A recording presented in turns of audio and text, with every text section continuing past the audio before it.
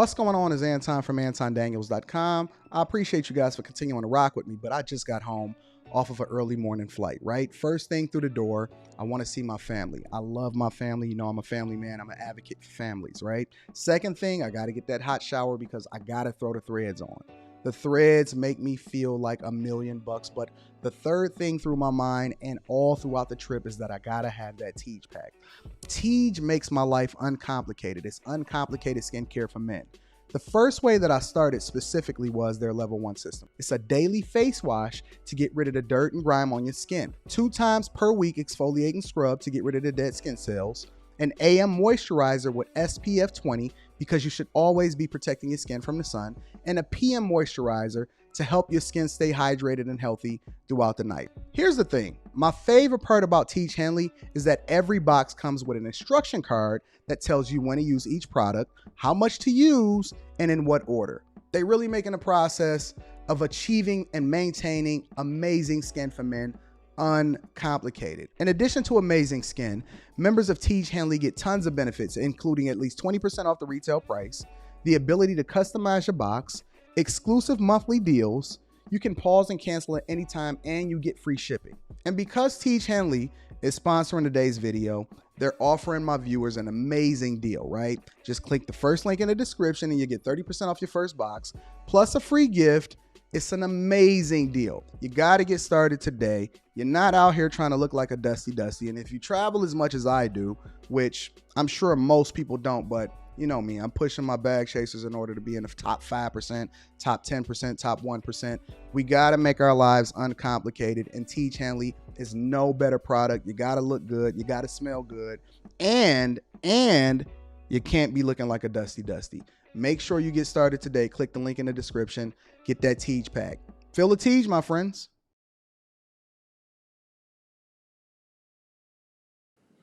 What's going on is Anton from AntonDaniels.com. I appreciate you guys for continuing to rock with me. It is Wednesday, March 15th, 2023, year of our Lord. I have gotten into the shower, had a little bit of I just had some fruit for breakfast, a little bit of water. I've only gotten maybe 4 hours of sleep last night. You know why I get so little sleep? I'm going to tell you why I get so little sleep, and then I'm going to check into the chat because we're going to cook up today. One of the reasons why I get such little sleep is because I'm always being proactive and planning for the next day.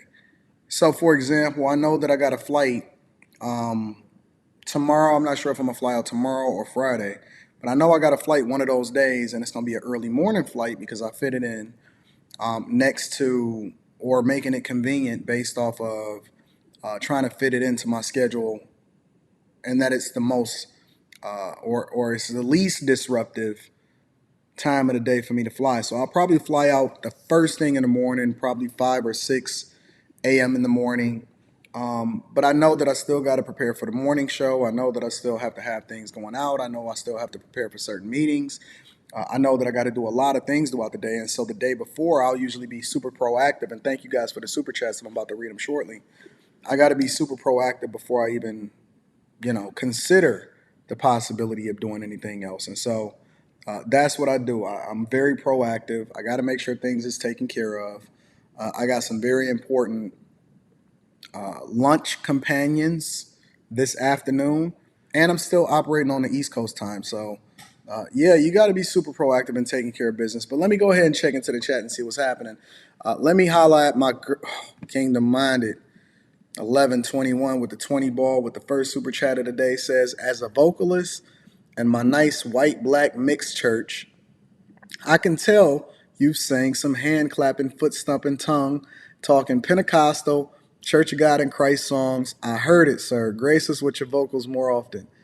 Y'all be having some interesting requests, but I have been raised in a church. Specifically, it's ironic that you caught that I've been raised in a Pentecostal church since I was born. And being raised in a Pentecostal church is some like shouting. I mean, shouting to your dad type shouting and all of that other type of stuff. And so if anybody has ever been raised in a Pentecostal church in the 80s and the 90s, in the 2000s, well, not in the 2000s, but being raised in the 90s in the Pentecostal church, you know what's happening. And so my brother is actually the singer. I'm just I could hold a vocal or two if I want to, but shout out to Kingdom Minded 1121. I appreciate you for the 20 ball. S3 says, let me pay my tithes. Appreciate you, Unc, for replying to my email. Absolutely. If anybody need to get in touch with me, the best way to get in touch with me is through email. I see all of my emails. I go through my emails first. That is the way in which you get in touch with me. Anton Daniels 413 at Anton Daniels 413 at gmail.com. And we get the emails popping. Thank you for rocking out with me. Also, TX Trina BR says, just watch KSB Day tribute. So beautiful. Thank you for all you do, AD. Stay encouraged. By the way, my first time sending a chat while you are live. Thank you. And I appreciate you. Thank you to everybody, especially for the 20 ball. Everybody knows I'm just not one of those type of people that overlook anything that anybody sends me.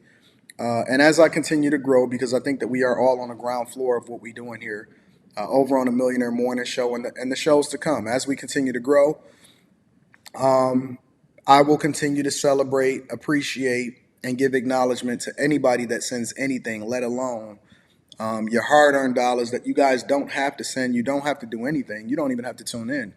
But not only do you tune in, you hit a like for the YouTube algorithm, you subscribe, you share this with your family and friends, and you support with cash apps and super chats and things like that. So I just want to make sure that I acknowledge y'all. Let me also give a couple more acknowledgments really quickly to Mike Guest for holding me down with the cash app with the 10 ball. Said salute. I see you, Mike Guest. Thank you, my friend. Also to Damon. Damon is a new Patreon member and saluted with the information that he gleaned from the Patreon, and he sent a 20 ball. Also, Jalen Hawkins says, shout out to my bag chaser family. And everybody that can. Dexter Morrison says, looking to schedule a one-on-one. Michael Gibson sent the 10 ball. Brian Kincaid. Y'all just supporting. Y'all just holding me down. Y'all supporting, and y'all continue to champion what it is that we do here over at the Bag Chasers University. So thank y'all. Thank y'all for rocking out with me. Thank y'all for holding me down. And thank y'all for continuing to be the part of what it is that we do over here at the Millionaire Morning Show. Let me also give an acknowledgement to everybody that became new bag chasers this week. I've gotten a ton of notifications of people that become bag chasers. My expectation through all of the different lunch meetings and business meetings and interviews that I'm doing down here in Dallas is to drop a Patreon video, hopefully today. I'm having it edited. It's some things that I want to switch up a little bit just because I want to add as much value to you guys as possible. And then I'm also giving you the game. Hopefully this weekend, I'm looking to do a webinar with Pocket Watching with JT. He's a certified financial, well, he's everything. He's an accountant, financial planner. He's a lot of different things, YouTube personality, and a great guy all around that is going to give you real information that helps you to be able to level up financially and get all of your things situated and in order. So if you have not become a Patreon member, a bag chaser, and those of you that are bag chasers, there's over 60-something, over 70 videos inside of the Patreon for you guys to go through. I got mastermind sessions. I have videos that show you how exactly you're supposed to do, what exactly steps you take in order to get the highest positions in your companies, how to absolutely positively every single time land your interview so that you get the job offer, how to negotiate your salaries, how it is that you're supposed to be moving in real estate, how you're supposed to maximize and capitalize off of social media as far as AdSense, YouTube, Instagram, everything. I got videos on the cost-benefit analysis and how it is that you start your businesses and your restaurants, because I've actually built businesses and restaurants. I've been successful in content creation, how to market yourself more effectively, how to schedule and manage your time more effectively when you're looking at things from a business perspective. It is a ungodly amount of information of game, and I don't sell no courses. You're not paying $500, $250. You're not even paying $100. You're not even paying $50. You're not even paying $20. For the early adopters, they got in at the $9 level, and so they got in at the very ground floor. It's people that sell you courses that you can't even get the information necessary. They selling courses for $1,000, $5,000, $6,000 and $7,000. I've seen a course for $8,000, and they don't even come close to the level of information that you get for $15. So, I mean, it's up to you. Whatever it is that you want to do, You make the decision that's in your own best interest. Join the Patreon. Link is in the description as well as pinned to the top of the chat. And then also on top of that, make sure y'all tap into the Discord. The most recent link into the Discord is in the description of any of the most recent videos. And we're going to continue to kick it from there. Let me also acknowledge Electrician 480 for rocking out what your boy says. Salute, bro. Just joined the Bag Chasers. Can we get a round of applause, everybody, for the new Bag Chasers and the new Patreon members? I love y'all. I appreciate y'all. Hopefully, y'all get just as much value out of it. And I get just as much enjoyment making the content so that you guys can level up in your life. Because it ain't for everybody, and everybody not going to be intentional. But hopefully I can add as much value as possible. Thank you, Electrician, for the 20 ball and everybody that contributes and support what it is that we're doing over here at the Millionaire Morning Show. Let me say this before we get started, though, y'all. This show is inspired by frauds, okay? And that's the reason why I named it Fraud. This show is inspired by frauds. There's so many people that look to finesse you out here in these streets, whether it be the Michael Irvin situation that we're going to cover as far as the woman that tried to accuse him of sexual misconduct and finesse him out of his bag and got him removed from the Super Bowl, to these real estate scammers that's teaching you. And let me tell you how it is that they do it, because I want to really break this down. They teach you how to scam. So the courses actually can be useful for people that make money, but there's always a yin and a yang, and we're going to actually show you how they scamming people out of their real estate today. We're going to go over that. And even a lot of these content creators, as far as these manosphere people and all of that other type of stuff, eventually what happens is the truth comes out, and those that actually are about that life, they rise to the top. And so the purpose of what I'm telling you this morning is, if you are a content creator, or you are a good person, or you getting it out the mud and you doing it the slow way, y'all coming in here, and as of the recording or the live stream of this video, the Millionaire Morning Show, in which I've had this channel for a little over two years. I think in September it's going to be 3 years that we've been building up the Millionaire Morning Show and doing what it is that we do here. And it's evolved and it's grown and it's become bigger and better, and it's going to continue to grow. We've had this channel for almost 2.5 years, and we've grown at this point to about 125,000 subscribers. 125,000 subscribers. Now, I don't put a lot of stock in numbers as far as subscribers. I put a lot more stock in the people that I actually help. My Bag Chasers and my Patreon, we have thousands and thousands of new members inside of the Patreon. I mean, we literally have an army. And think about it. There's people with 1 million subscribers that don't even come close to what it is that we building inside of the Patreon and the Bag Chasers. When I show up to a meetup, because there's people, as evidenced by Tasha K. Tasha K got 1 million plus subscribers, right?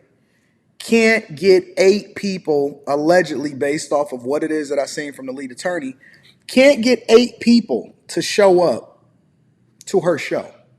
Anybody that's been to the Atlanta meetup, anybody that's been to the DC meetup, anybody that went to the New York meetup, anybody that went to the LA meetup, you know, when we show up, we show out. We got love. We travel all over the country. Miami, New Year's Eve, I celebrated it with my Bag Chasers, with you guys. And my people rock with me. And the reason that they rock with me is because they really leveling up in real life. They really tripling their income. It's people in the chat right now that I coach in real life that literally triples their income since they've been rocking with me. Paid off their debt, paid off their houses, got their businesses started, became relevant when it came to content creation. I know content creators that it's people that, from me, I actually invested in a business and I didn't take 1% of equity into that business specifically. And so what I'm telling you is that the community, whether it be the online community, whether it be women or men that represent you in the wrong way when it comes to how it is that you're moving out here in relationships, real estate, courses, all of this online stuff.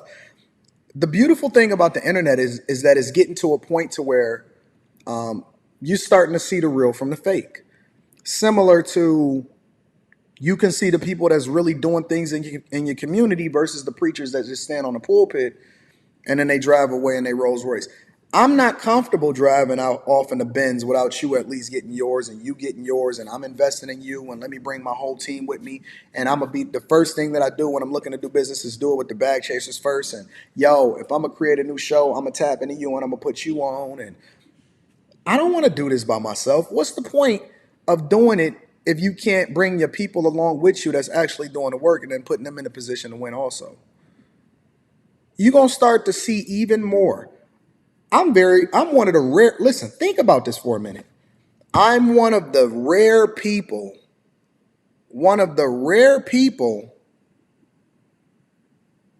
that actually use their real name on YouTube. I'm one of the rare people, and I use my whole name since the very inception of this thing. Anton Daniels, my birth government name. You know, my real wife, my real daughter, my real city, the real high school that I went to. My LinkedIn from all of my previous positions is actually on my website. You can go to it, antondaniels.com, and look at my LinkedIn. All of my previous job history, the whole 9 yards. Now, there's certain things that I try to keep private to myself because I don't want y'all showing up at my crib. I don't want y'all, you know what I'm saying, doxing me and all of this other type of stuff. So my current circumstances and some of the past things, I got to keep it because in order for me to make sure that I'm taken care of and my daughter is safe and my wife is moving a certain, I can't give you everything. I show you my real bank account. I showed you my brokerage account. I'm the only content creator that showed you my W-2 from the job that I actually went to and got a huge bag as a result of it, in order to show you that corporate America could just be just as lucrative as a business as long as you're looking at it from a business perspective. The real is going to be separated from the fake. And so part of the reason, and it's always a yin and a yang to everything, and it's a good and a bad to everything, right? And so when you think about it, right, the same thing that I get credit for that y'all love me for and rock with me about is the same thing that they could use against you. The same thing that they can use against you in order to try to humble you and hold you accountable. So I can say, hey, listen, this how much I spent in December, January, February. This is what's in my brokerage account, and this is what my W-2 say, right?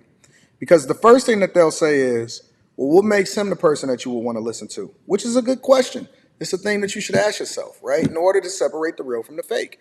And then when I show them, they say, listen, I'm okay if you show me your bank account, but I'm not okay with you bragging about how much is in it. And so they try to control you and make you toe this line between success validation and validating who it is that you are and trying to humble you and make you docile so that you can make them feel better about themselves. And that's not who I am. I've been a fly dude my whole life. I talked my whole life.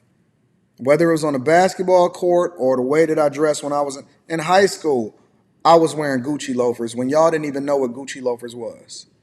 Y'all was still trying to figure out what Kenneth Coles was when I was wearing Gucci loafers. I'm not going to humble myself down for you.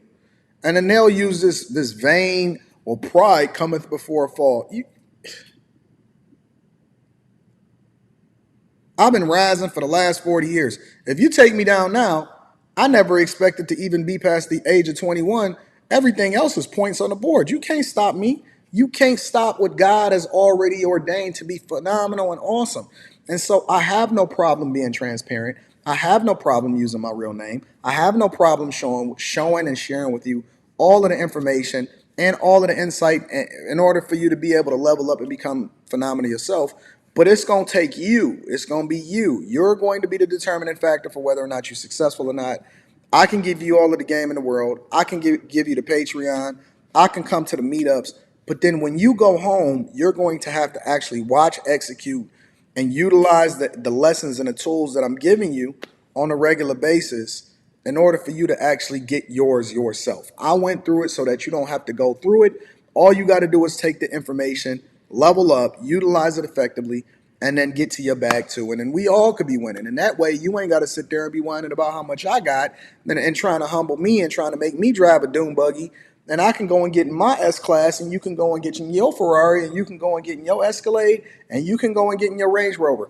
And we can all ride out and be flying, be cool and everything else, and buy up all of the real estate and take over everything because we all on the same level and ain't nobody feeling no type of way about the other one. That's why rich people don't even like talking to people like y'all. And I ain't talking about my bag chasers. I'm talking about the dusty dusties. That's why rich people don't even like to talk to people like y'all, because instead of y'all taking the information in the game, you want to hold them accountable for being successful. So today we gonna have a conversation about the finesse, the fraud, and we definitely gonna have a good time doing it. All right. So let me read a few more super chats before we get it popping. Island Girl Q says, Anton, the most hardworking man I know. New things coming, everybody. Hey Rita. So listen, I need y'all to tune in on the Anton Daniels channel, my other channel. The link is in the description because I'm putting together something really crazy. Actually, I'm not even really putting it together. Q is putting it together, but we doing some really awesome things. So I think y'all gonna be surprised if we wind up doing this tonight. If we can fully get everything together in this short amount of time, y'all gonna be absolutely surprised. So shout out to Q, my number one shooter. Pew pew, showing up, rocking out with your boy. Also, Jay Ben is in the building. Says definitely almost tipped my bag and attended more than one meetup where we showed up and shut the scenes down respectfully. Patreon game is unmatched once you implement the information properly. Shout out to my dog Jay Ben, also another bag chaser that has come to multiple different Patreons. And then Brock, my dog, says, I've said it before, I'm saying it again, I'll continue to say it. You are greatly appreciated, bruh, for real, for real. Thank you, Brock, and thank you because you always come through and give me a love offering. Unwarranted, unsolicited, but definitely much appreciated. Brock, you my guy, and everybody else. Listen, make sure y'all hit a like for the YouTube algorithm, subscribe to the channel, turn on your notifications, and let's get cooking, y'all. Let's get into the show. All right. Let's get it popping. Let's get it popping. So I want to share something with you guys first, right? I want to share a video. And in this video is going to illustrate, and this is, listen, there's nothing better than in 2023, we have the ability to really be able to see what the truth is. We have the ability to be able to see what the truth is. Nothing better. Because we have body cams for the police.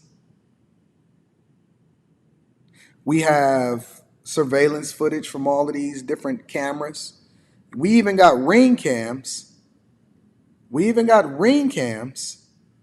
On our houses to see you guys slip and fall when you leave out of your place, right?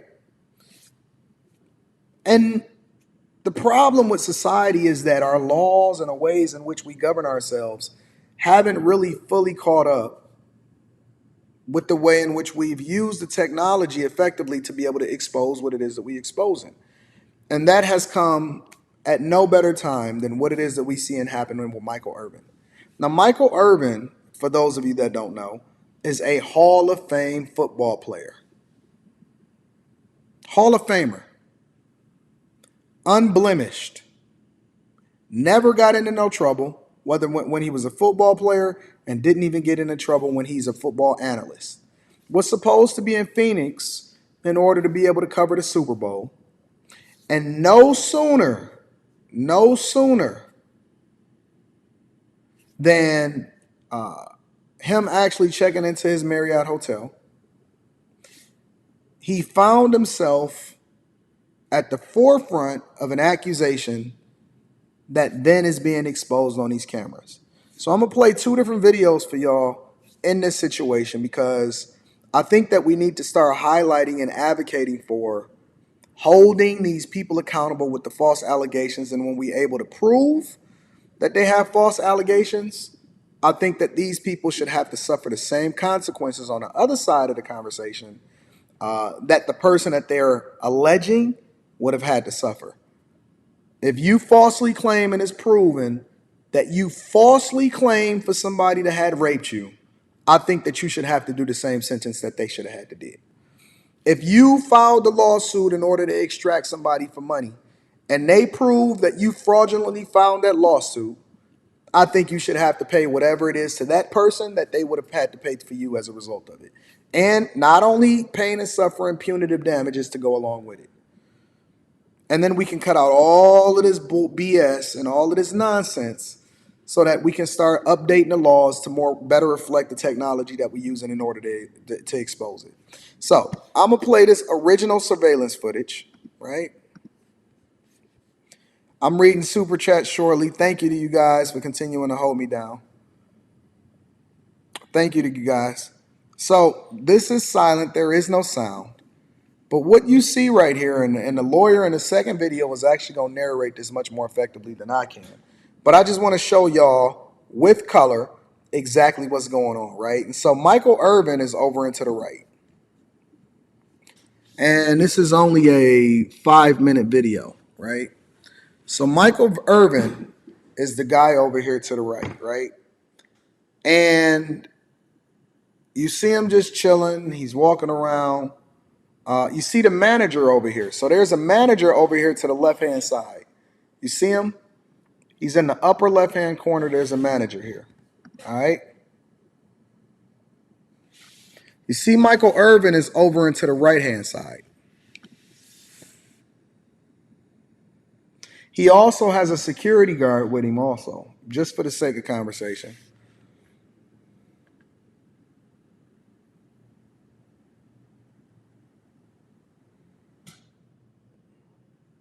Now, that person that you see down in the bottom left-hand corner is the woman that ultimately was the person that accused him of the sexual misconduct, aka sexual assault, which then got him removed from the coverage of the Super Bowl and then put his career in jeopardy.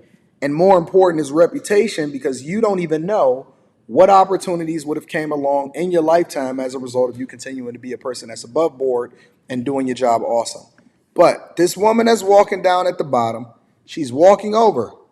Now, as the lawyer had pointed out, it was no reason for her to go outside the pillar in order to be able to have a conversation with Michael Irvin. It was no reason for her to even come into his presence at all. She was supposed to be going into the restaurant, which the doorway was to the left-hand side, not outside of the pillars, okay?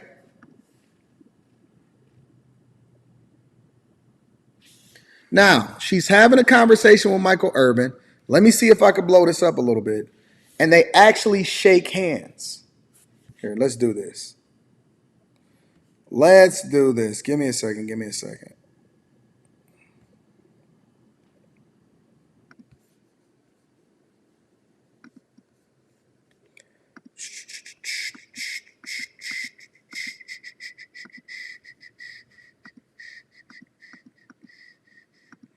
Let's blow this up.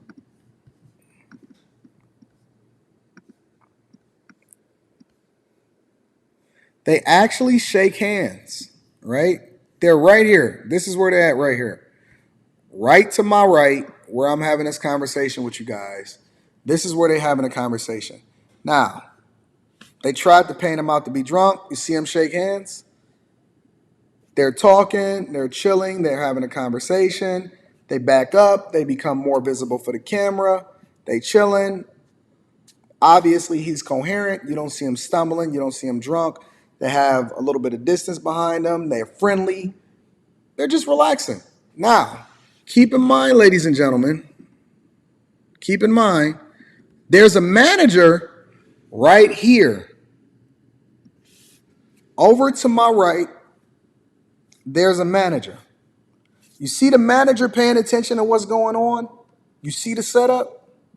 There's a manager that is sitting right to my right that is in cahoots with this woman that is having a conversation with Michael Irvin, standing right outside the door, right around the pillar, seeing what's going on and paying attention to what's happening to her. All right? You see him with his hands like this? Meanwhile, Michael Irvin and her is having a cordial conversation. Nothing is happening. They've been talking for an extended period of time.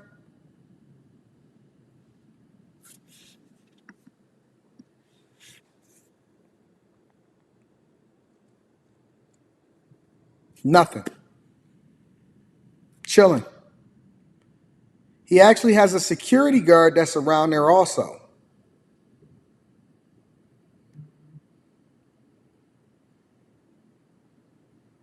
Shake hands.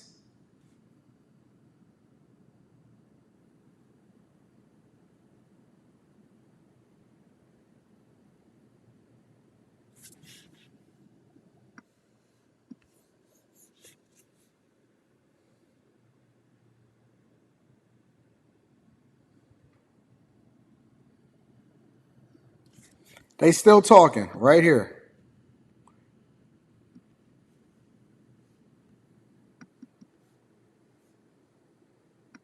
They shook hands and then they went their separate ways. Now she's going back into the restaurant. Pay attention to what's happening right here, y'all. She's going around and she's going back into the restaurant. Nothing happened. Literally, nothing happened. Now she shook hands and she's going around into the restaurant. Now watch this. Catch the manager. They connect because he was watching out of the side of his eye. Now watch what they do. Walking out together right here. See them? Kicking it. And then they went, and the first thing that they did was they called the NFL, and then they made a false. Now look, Michael Irvin is just chilling. He chilling. He got his security guards. He getting ready to go, who knows, over to dinner. They say specifically, he said, and he got a security guard with him, specifically that he said that he did not want to drink at all because he had to make sure that he got up early in order to go and do his football thing in order to make sure that he was prepared for the Super Bowl and to cover the Super Bowl. Nothing happened at all.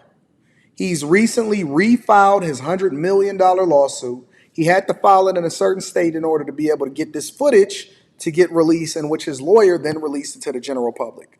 Now, I don't really know if I need to show anything more than that. Specifically, I don't know if I need to show anything more than this in order to illustrate my point. But what I'm going to do now is just kind of scrub through what his attorney was saying and why this was so important for us to be able to highlight and have a conversation. I'm taking you out to Dallas. Got escorted out of the hotel the next night at about 10 p.m., as you can see.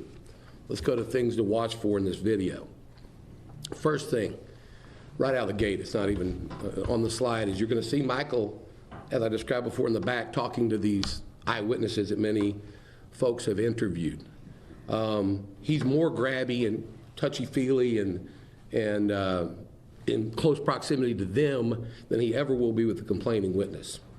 When you see the complaining employee come out for the first time in the video, where she's going makes no sense if she's not trying to intercept Mr. Irvin. She clearly has no reason to be walking where she's walking as part of her job duties. It's pretty clear she's making a line of sight over to Michael to talk to Michael. In the back, there were two employees that were together. There's going to be a man in a vest you're going to see throughout the video. This man, I think, is very, very important to this case. He's clearly in the back talking to the complaining witness before she comes out. And he comes around and posts up and watches her come up to talk to Michael. When he sees her with Michael, he does a weird move. He does this. He's going to bend over and clap his hands 3 times. You can draw your own conclusion. I think it shows he was either happy or he was upset that she was talking to Michael. He lingers at the bar, leering at the complaining employee throughout most of her conversation with Michael. You'll see him, he's very angry. When you first watch the video, I know you'll miss this guy. That's why I'm going to give you a few opportunities. He talks to a man in a gray shirt who appears to be security personnel. You'll see a gray shirted man circling the whole time. He's clearly security for the hotel. Now, the security guy was around Michael the entire time and also substantiated that Michael never did anything inappropriate, never was drunk, never touched her, never got out of line, and never even raised his voice.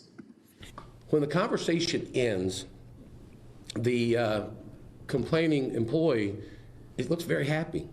she does a little kick at the end, a little kind of a sachet, you'll see. It's kind of an odd gesture. And she continues talking to Michael like back over her shoulder, like happily as she's leaving, and she seems to be in a very good mood until this man in the vest, you'll see, comes up to her and grabs her. And he's very aggressive, and he just starts ripping her. Like he makes her walk out with him, and you can see him over his shoulder. He's obviously agitated and being very visibly upset with. Thank y'all for the super chats, reading them throughout the show. Her. The security guard that lingers in the gray shirt lingers in conversation, and one of the other Renaissance employees with him then goes and takes a selfie with Michael. Now remember, these are all Renaissance employees that are right on the scene, that see and can hear what's happening, and they just act like nothing's happened. And then watch the witness's body language as she leaves. The last thing, what we don't see. I only have one angle of this interaction with Michael and the complaining employee. It's going to be clear there's going to be many others, and I'm hoping at some point I get those from Marriott, and of course I'll share them with you. We don't have still the tape on what the complaining employee or Michael were doing before this tape starts. Clearly Michael had already been in the hotel and met with people and walked outside. We don't have that. So with that, I'll give you quickly the status of the case. Many of you, I won't say incorrectly reported, but said, you know, we dismissed the federal court case. That is true. We did what's called a Rule 41 procedure.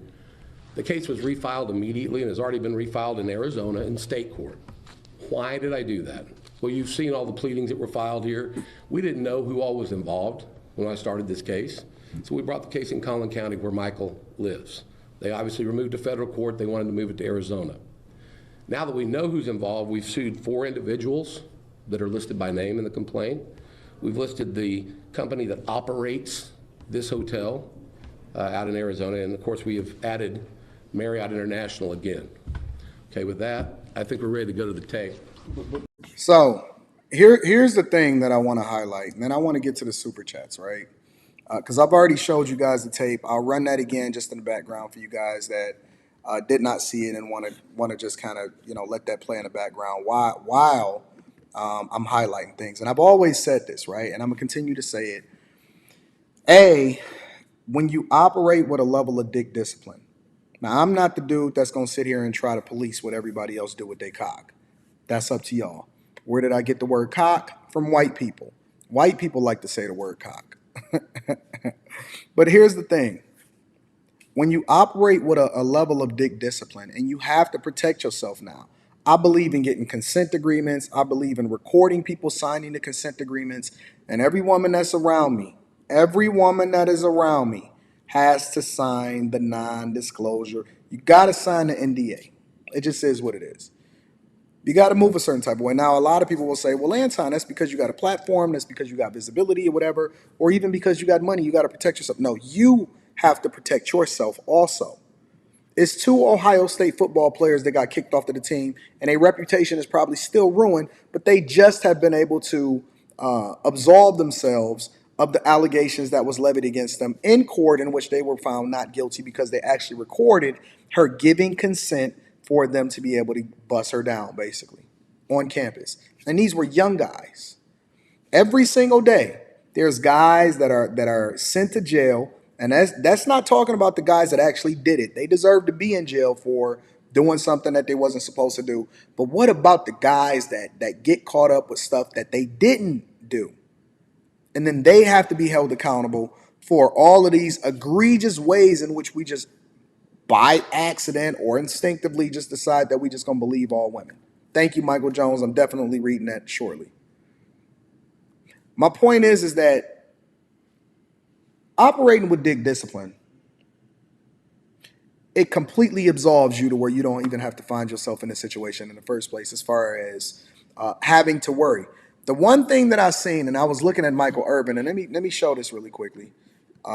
Again, I was looking at Michael Irvin, and the one thing that I seen Dallas here where we, as they were talking, and even all throughout this case, and as soon as this thing happened, Michael Irvin specifically filed that lawsuit immediately. He went to go clear his name immediately. There was no reservation about his actions because he knew that he did nothing wrong. And when you can operate in a space to where you know you are 100% free and you know you innocent and there is no misconception or even a shred of doubt in your mind or evidence, you want to show the tape. You want to show the tape. You like actually saying, yo, listen, you can come and search. It's nothing for me. When I'm riding down the street and let's just say I'm speeding or whatever like that and I get pulled over by the cops, man, they say, yeah, whatever. Do you got anything in the car? I ain't drunk. I got my license, registration, insurance. Cool. If you want to give me a ticket, I'll own that. I'll get it thrown out, pay the fine or whatever like that, get the points removed or whatever, so on, whatever we got to do. But when you're not moving like a person that's trying to find a reason in which you shouldn't have got arrested, oh, they didn't read my Miranda right. I don't care about that, because having dick discipline gives you the confidence to be able to kind of stick your chest out and just have a regular conversation because you're not worried about any of the other stuff that come along with it. I proudly wear on my chest, yo, I'm a father. I've been married for 20 years or whatever like this. This is how it is that you have a successful relationship, because I don't worry about any of this other stuff or skeletons in my closet coming out. Oh my Jesus, whatever. Because you move with that level of confidence. That's what dick discipline does for you, right? It ain't about policing you. It's about putting you in a position where you can stand here like Michael Irvin did and say, yo, we coming for you because there's no reason in the world. We the example of the person that's being mistreated because definitively I did nothing wrong. Definitively I did nothing wrong. And you move like that. But let's get to that other side, right? Here's the other part of the conversation. The other side of the conversation is, at what point, and ladies, I need y'all on this one. I need y'all on this one, ladies. At what point are we going to start holding women accountable? Like, honestly, in real life.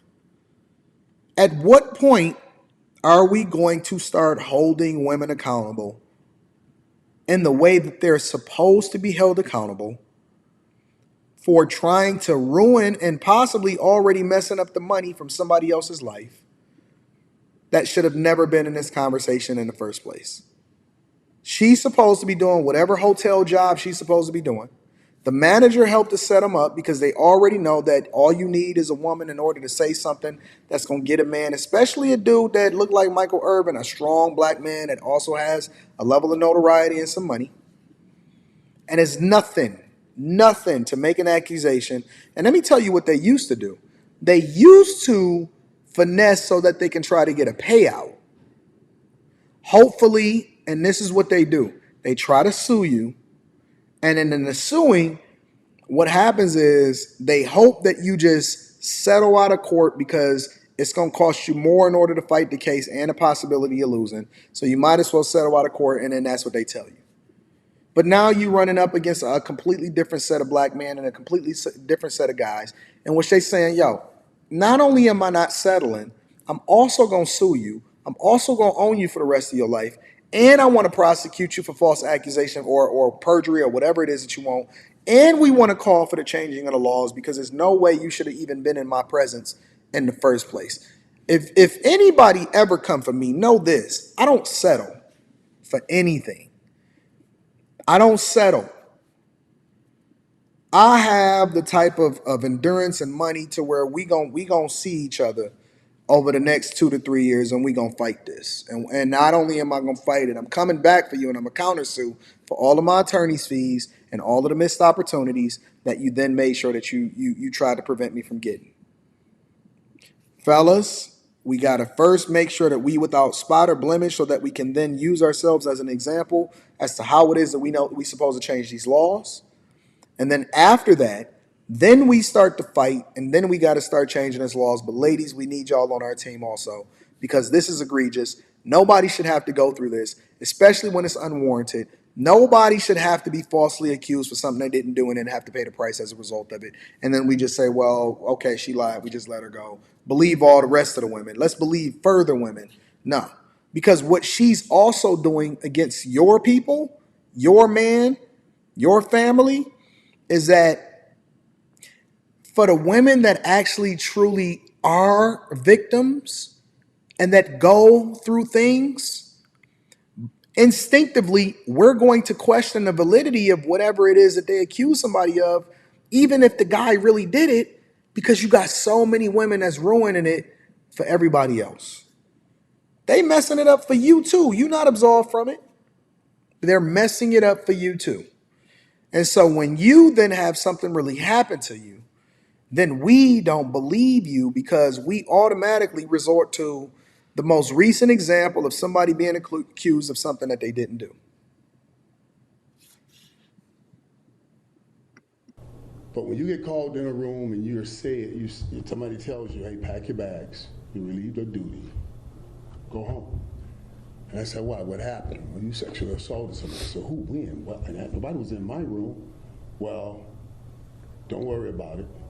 Go home. We'll talk about it. I said, wait, if you're telling me I'm doing something and I do not know what I'm doing, you can't tell me to just go home. I played this game hard. I played the game physical. And you guys know, we all worry about it. We see what happens with our brethren, and we now know about CTE. I'm saying, how can you say I'm doing something and I don't know it and you tell me to go home? I couldn't go home. Steve, you know, they put me in a hotel other than a Marriott and they watched me. I'm in the staff for 3 days. For 3 days to make sure that I wasn't doing anything crazy. Make sure that I was okay mentally. And you guys know how hard we fought to get this tape. While I was sitting there and they were looking at me, we kept asking for the tape. Let us see what we're doing. Let us see if we're doing something. And you saw how hard we fought legally. I'm just thankful. I'm just so thankful for those witnesses. I'm so thankful for this video. Because without it, I just don't know where this would have gone. Now imagine all of the people that don't have a videotape, or all of the guys that's in jail today that didn't have the technology, and all of the people that's being released as a result of the Innocence Project from women being accused or women accusing them of something that they didn't do. Imagine the amount of people that get zero coverage because they're not Michael Irvin, and then they just have to pay the price or they have to take a plea deal and their lives is ruined forever, and then they got to register as a sex offender because somebody got mad at them, had a vindictive or a vendetta against them, and they wanted to get back at them. Imagine the amount of people whose lives is completely ruined, and they didn't have the ability to be able to come back from it, just like Michael Irvin, or they wasn't in a public setting, and so it's a private room and it ain't no cameras around. Imagine the amount of people that got to deal with it from that perspective. I'm almost to the point to where I believe outside of marriage, and this is one of the reasons why I'm also an advocate for doing it the right way. People, stop trying to finesse the game and then you find yourself in this situation. It's so much easier, honestly, and this is just my personal opinion. I'm not trying to push my lifestyle on you, but it's so much easier to just be married. I ain't got to worry about nothing. I ain't got to worry about no diseases. I ain't got to worry about no illegitimate kids. I ain't got to worry about possibly being accused of being in a hotel room with a chick that I wasn't supposed to be in a hotel room in the first place. I didn't really do nothing to her, but then at the same time, I still got to explain myself why I was in a hotel room in the first place with her when I wasn't supposed to be there. I ain't got to worry about none of this BS, and I could just confidently walk outside and jump on a live stream and walk down the street without having to worry about somebody doing something or trying to expose me. I'm just chilling. I'm cool. I'm vibing. I got my chick up there with me. She probably getting dressed so she can go shopping. I don't have the same worries as everybody else. And it's worth the peace of mind to go about doing it the right way. It's just easier. And that don't excuse the bad behavior. But I'm just saying that I'm almost to the point to where I just believe A lot of y'all probably need to just start recording the entire session that you with a person. Get permission to be able to record.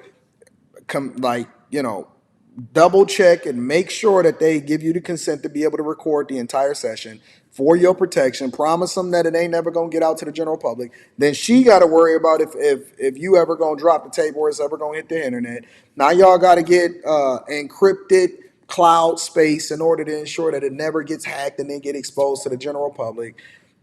Just so you can protect yourself. Just so you can get a nut off. Just so you can get a nut off.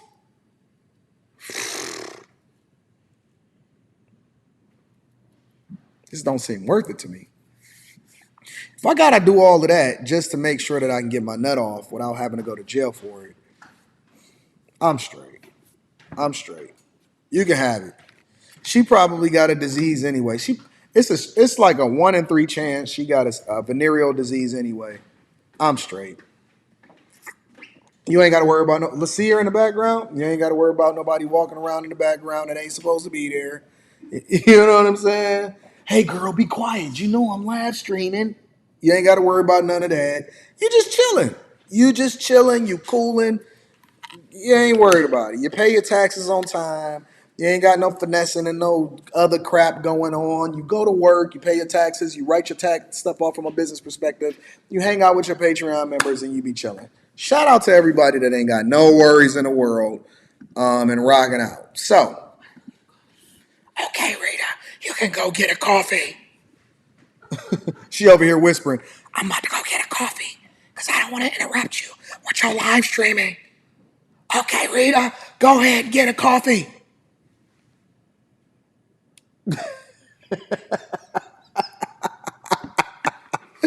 Let me read some of these super chats and see what's happening out here in these streets. Y'all up here supporting your boy. I don't know what to do. Says, God bless you, Anton, with the 20 ball. Bless you and your family abundantly. And the same to you. Bless you 10 times more than you blessed me, my friend. I appreciate you. I love you. Thank you for the 20 ball. Shout out to Sundiata. I appreciate you, big dog. Also, figure shit out. Says, I agree with what you said. Whatever punishment that he might have gotten should go directly to the woman and anyone else involved. That's the only way we're going to start preventing people from finessing people and getting into it. I'm going to read the big dogs in a minute. Shout out to Op from the Norm. 18 says, good video when you come into Florida. When you're coming back to Florida, hope to chop it up. Peace. I don't know, maybe a week or so. About a week ago. Shout out to you for the 5 ball. I appreciate you, Op. Miss Parker. Hey, Miss Parker. Says, Anton, thank you. This is the discussion and action that needs attention. Miss Parker, you know I'm an equal accountability smoke giver. So thank you for the 5 ball. Miss Parker. I appreciate you, love. Compton Mania says, that's scary. I go everywhere with my lady. I don't know what else to do. We need cameras, body cams. I'm about to start wearing a body cam out here in these streets because ain't nobody safe. Shout out to you, Compton Mania. Let me give a shout out to Big L. Or is it Big I? I'm going to say Big L. Says your credibility score is 850 plus, bro. You have my attention. Joining the Bag Chasers and scheduling a one-on-one. If y'all need to get in contact with me, email me at antondaniels413@gmail.com, and I'm going to make sure that I get y'all scheduled for a Zoom call or a personal call. I will warn you, if you are trying to get in contact with me for a personal call, you need to email me as soon as possible because I'll be booked out.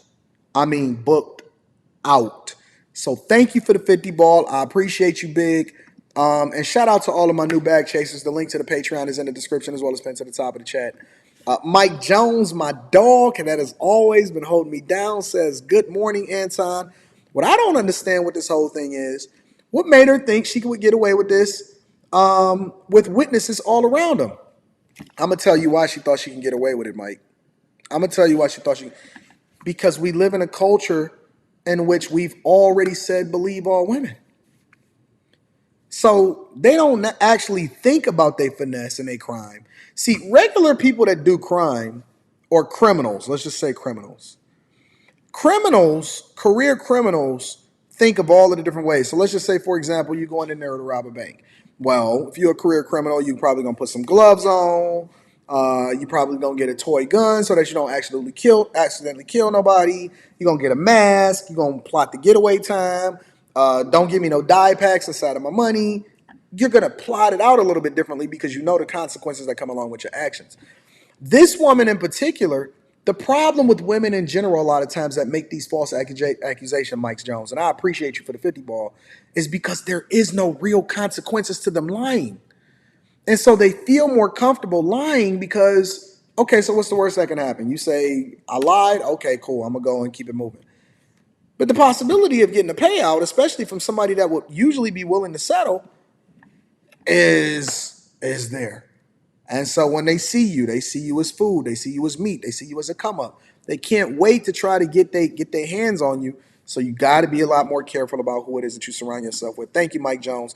Also, Mike Razor, I appreciate you, says, it's not worth it, big dog. Focus on the bag. Facts. Thank you for the 10 ball, Mike Razor. Also, let me give a shout out to my dog, Patrick Hill. The 5 ball says, blessings.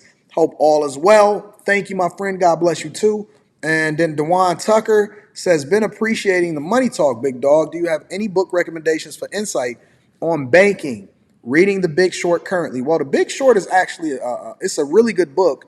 But The Big Short is actually technically, it's a story, right? It's not a non-fictional, because it's a story that's supposed to be based off of a true story, but it's not a non-fictional book. For those of y'all that's looking to get started with regard to, let me see, what he said, insights on banking. I wouldn't say in banking. I would say looking at things from an investment or a business perspective. I would start with 3 books. At a fundamental level, I would read The Richest Man in Babylon. I would also start off with Rich Dad, Poor Dad. And then I would also get into A Random Walk Down Wall Street. And then, if you have time, also get into Buffettology because it gives you the mindset behind the investment strategy of how Warren Buffett looks at it.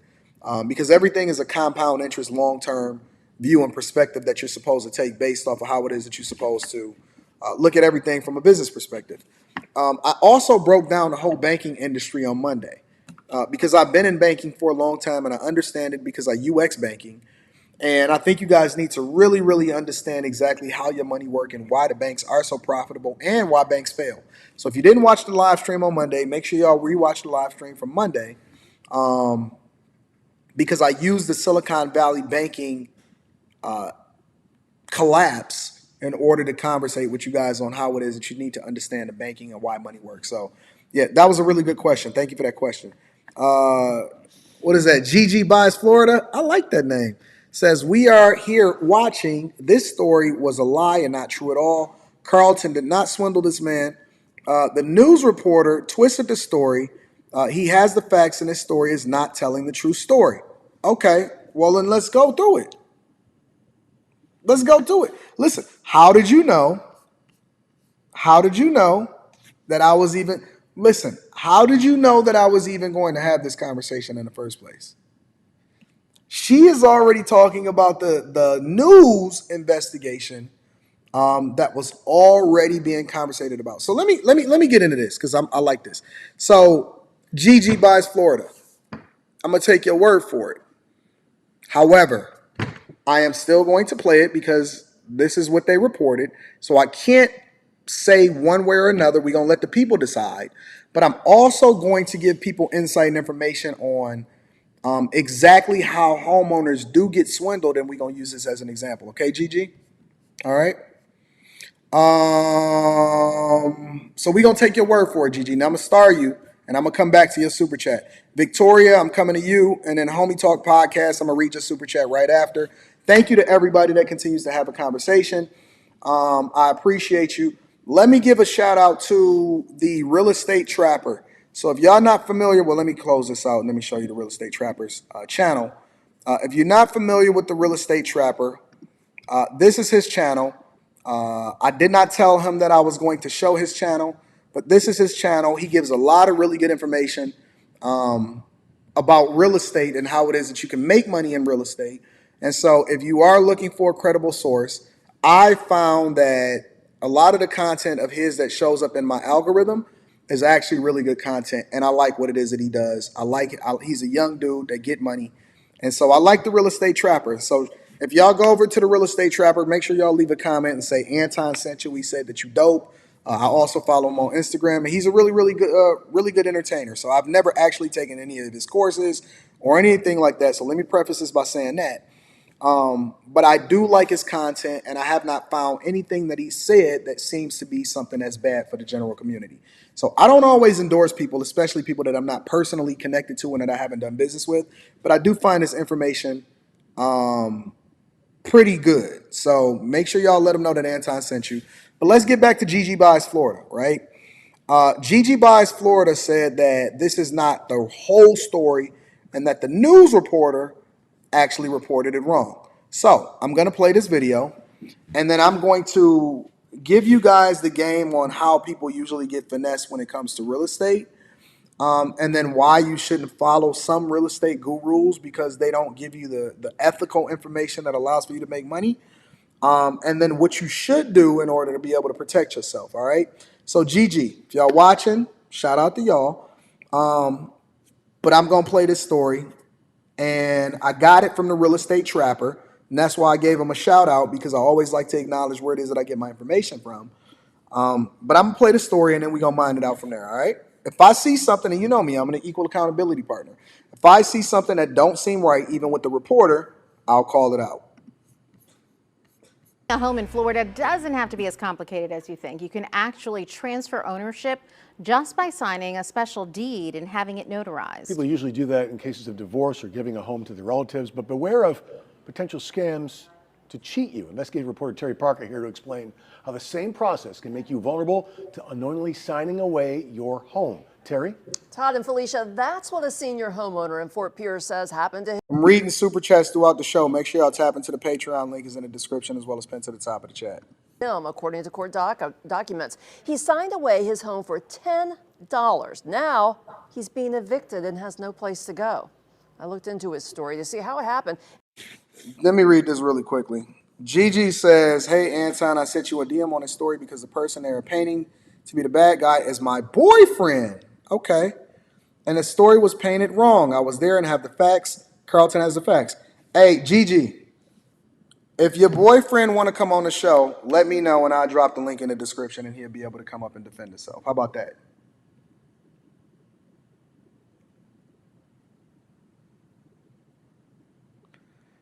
Let me check my DM before I even play this, because I'm a cool dude. See, for me, it's not just about, I didn't know he's your boyfriend.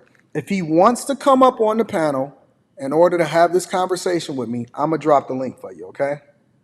Just tell him to come up. Tell him to come up. I'm going to drop the link in the chat for you. I ain't even going to send no, I'm going to check your DM shortly. Hold on.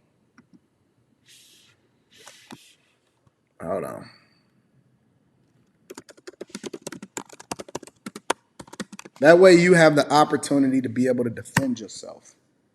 There you go.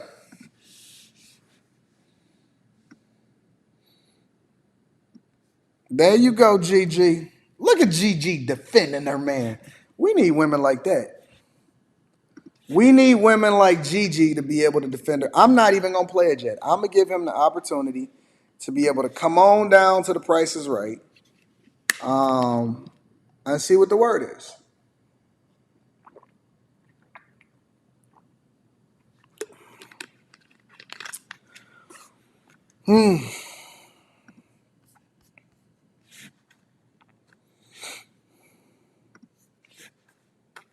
So while I'm waiting on him to be able, and he got to come on camera.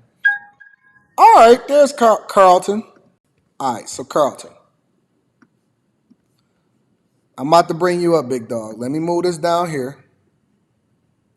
And to show you what you need to be careful of. Let me pause that. Move this down here, big dog. I'm about to pull you up. Let's see.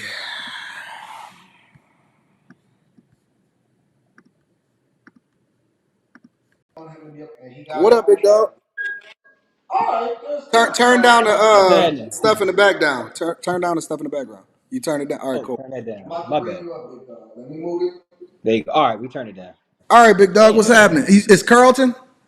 Yes, sir. What's going on? I see you, Carlton, with the good hair over there. Hey man, it's in my genes, it's in my DNA. That's all I can say. My daddy and my granddaddy blessed me. Yo, Carlton, man, they out here killing your name, big dog.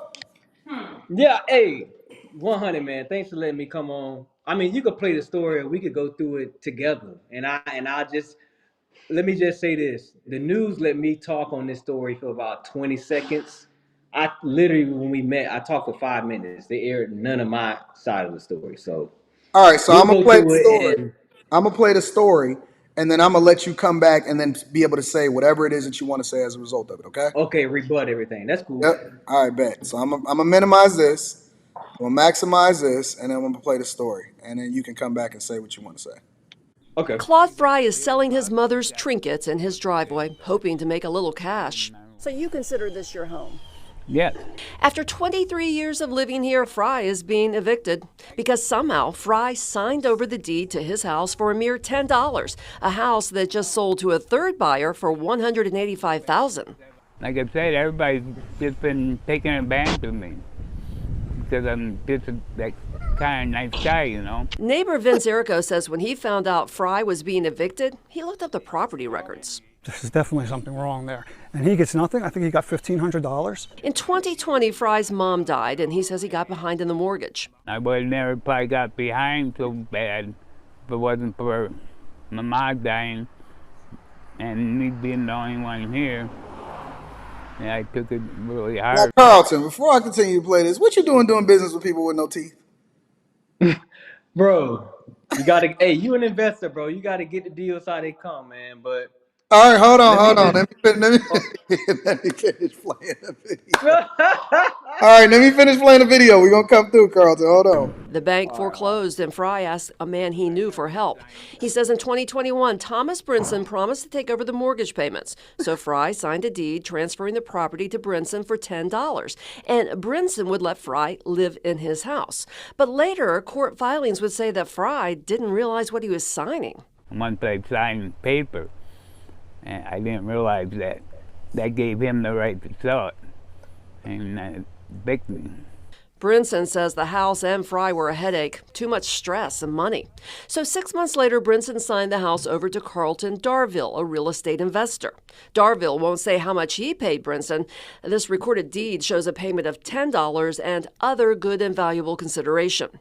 Then in December 2022, Darville flipped the house, selling it for $185,000 to a New York-based LLC, according to county records. When Fry hadn't vacated by January 25th, the new owner filed for eviction. Fry's neighbor, Erica, responded to the eviction complaint on Fry's behalf. He wrote to the court that Fry is a mentally disabled senior citizen who had been coerced into quit claiming his home, adding that Fry was lied to about the paperwork for the deed transfer. So this is the neighbor that's saying this. Which is illegal, yeah. The neighbor, yeah. Totally illegal. All right, so let me go ahead, because the video ain't that long, so it's only a little bit more. And really had no idea he was signing away his home.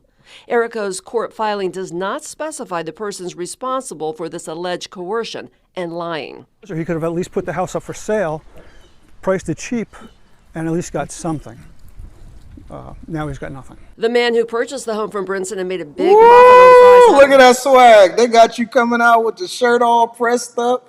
You got your chain on. Yeah. Hey, you know I was marketing, bro. That's my YouTube channel. I was marketing at the same time. So Okay, I got you. Carlton Darville says he did nothing wrong. It might seem a little murky, but that's the nature of our business. Darville says if he hadn't come along, the bank would have foreclosed on Brinson and evicted Fry anyway. After purchasing the property from Brinson, Darville gave Fry $1,500 on January 1st to turn over the keys, with another $1,500 if Fry vacated the house by January 18th, which Fry did not do. But ethically, Yes. are you doing the right thing, Carlton? Ethically, I'm 100% clear because, again, I never coerced. I will say, let me say this before you even start talking. I will say that all right. I don't like it when they chop up content, because then it removes the entire context behind what it is that you were saying. And that's why I'm glad that you're here, because I want to get your perspective on the whole thing. But I do see that they started chopping up what it is that you said in between in order to be able to make their story. But let me finish. Let me go ahead and play the rest of this. Absolutely. Mr. Fry, I never swindled him. never forced him. He wasn't incoherent when he signed the deed over to whoever. Last month, the court ordered that Fry's eviction may move forward, finding there was no evidence of wrongdoing. Darville says Fry should have consulted a lawyer. But the crucial mistake, the unwise, bad decision that Claude made in 2021, he signed it away. And now Fry has some advice. Don't sign anything until you're sure. Or have a lawyer look into it. I didn't have a lawyer, he did. All right, so. Yes, sir. All right, so in his court filing, Erica wrote to the judge that the case is currently under an investigation. When asked about this, the St. Lucie County Sheriff's Office provided us with a redacted police report regarding a possible fraud case, but said since it's ongoing, they can't comment. No charges. All right, so, all right. Based off of this and what's being said on this, they saying that it's not necessarily illegal what you did, but it's not necessarily ethical either. All right, so now it's your opportunity. You got the floor. You can say whatever it is that you want to say when you want to say it. Okay, so again, I thank you for bringing me on, man. But legally, I'm just gonna state all the legal facts because my attorney is working on this as we currently speak. We going after the news reporter, and it's a bunch of gurus on Instagram and on YouTube putting out the story 100% false, saying I stole the house for $10. All right, let's start with some facts that they totally left out. Mm-hmm. When Mr. Fry was evicted, he did not own the home. That's fact number one. Fact number two, I didn't do any legal dealings or transaction with Mr. Fry. I purchased the house from another investor. Okay, so wait a minute. Let's start on the first one. So you said when he was evicted, he didn't own the home. No, he signed away his house June 2021. But he signed it. Okay, so you the wholesaler. I was wholesaling the deal, but guess what? I did not end up wholesaling. I actually purchased it with hard money. Okay, so you had a hard money loan? Yes, sir. Okay, so for the people in the audience, I want to bring them up to speed because these are terms that you and I understand because I'm in a real estate, you in a real estate, but the general audience may not necessarily understand. So explain wholesaling to the audience because for a lot of people, they just say it's a middleman, right? Explain wholesaling to the audience so that they can better understand what it is that you're saying. So essentially, you are a middleman in a transaction. So if I'm the wholesaler, for instance, like this house, I wanted to wholesale it, but once I got all the facts, I'm like, no, the better play is to buy it and resell it as the actual owner. So wholesaling. So let me try because we got to get a C student's perspective, right? So wholesaling in a nutshell, right, is finding real estate opportunities for people that then have the capital to be able to complete this real estate opportunity, and then you make profitability based off of that. Correct? In a general. Yes, sir. Right? So what you're saying is that you were wholesaling, so you found the deal, but then instead of you wholesaling it for somebody else to do the deal, you did the deal yourself by taking out a hard money loan. Now, for people that don't know about hard money loans, it's much different than a traditional mortgage. A hard money loan is a loan with a much higher interest rate, and you usually take out a hard money loan either for construction or to get things done on the house or to make a quick deal. But then you turn over that deal much quicker so that you can pay off the difference of the hard money loan. And then you keep the rest of it from a profitability perspective, correct? 100%. Okay, so you saying that you found the deal from a wholesaling perspective. And then instead of doing a deal like, with a buyer, you decided to do the deal yourself by taking out a hard money loan in order to secure the property. Yeah, because here's what happened. In the beginning, you said I found a deal, which is key. When I found a deal, I found the seller, right? The seller was not Claude. I found the actual investor who got the property from him in 2021. So you never found him? No, never I met with Claude. This is how I met Claude. I met Claude the day. Claude is the guy that ain't had no teeth in the thing, right? Yeah, Claude is the guy with no teeth. So I met Claude the day I met the investor at the house to walk the property to assess the repairs. That's the day I met Claude. So Claude had already did a deal. He did a deal a year and a half ago. Before you even came into the picture. There you go.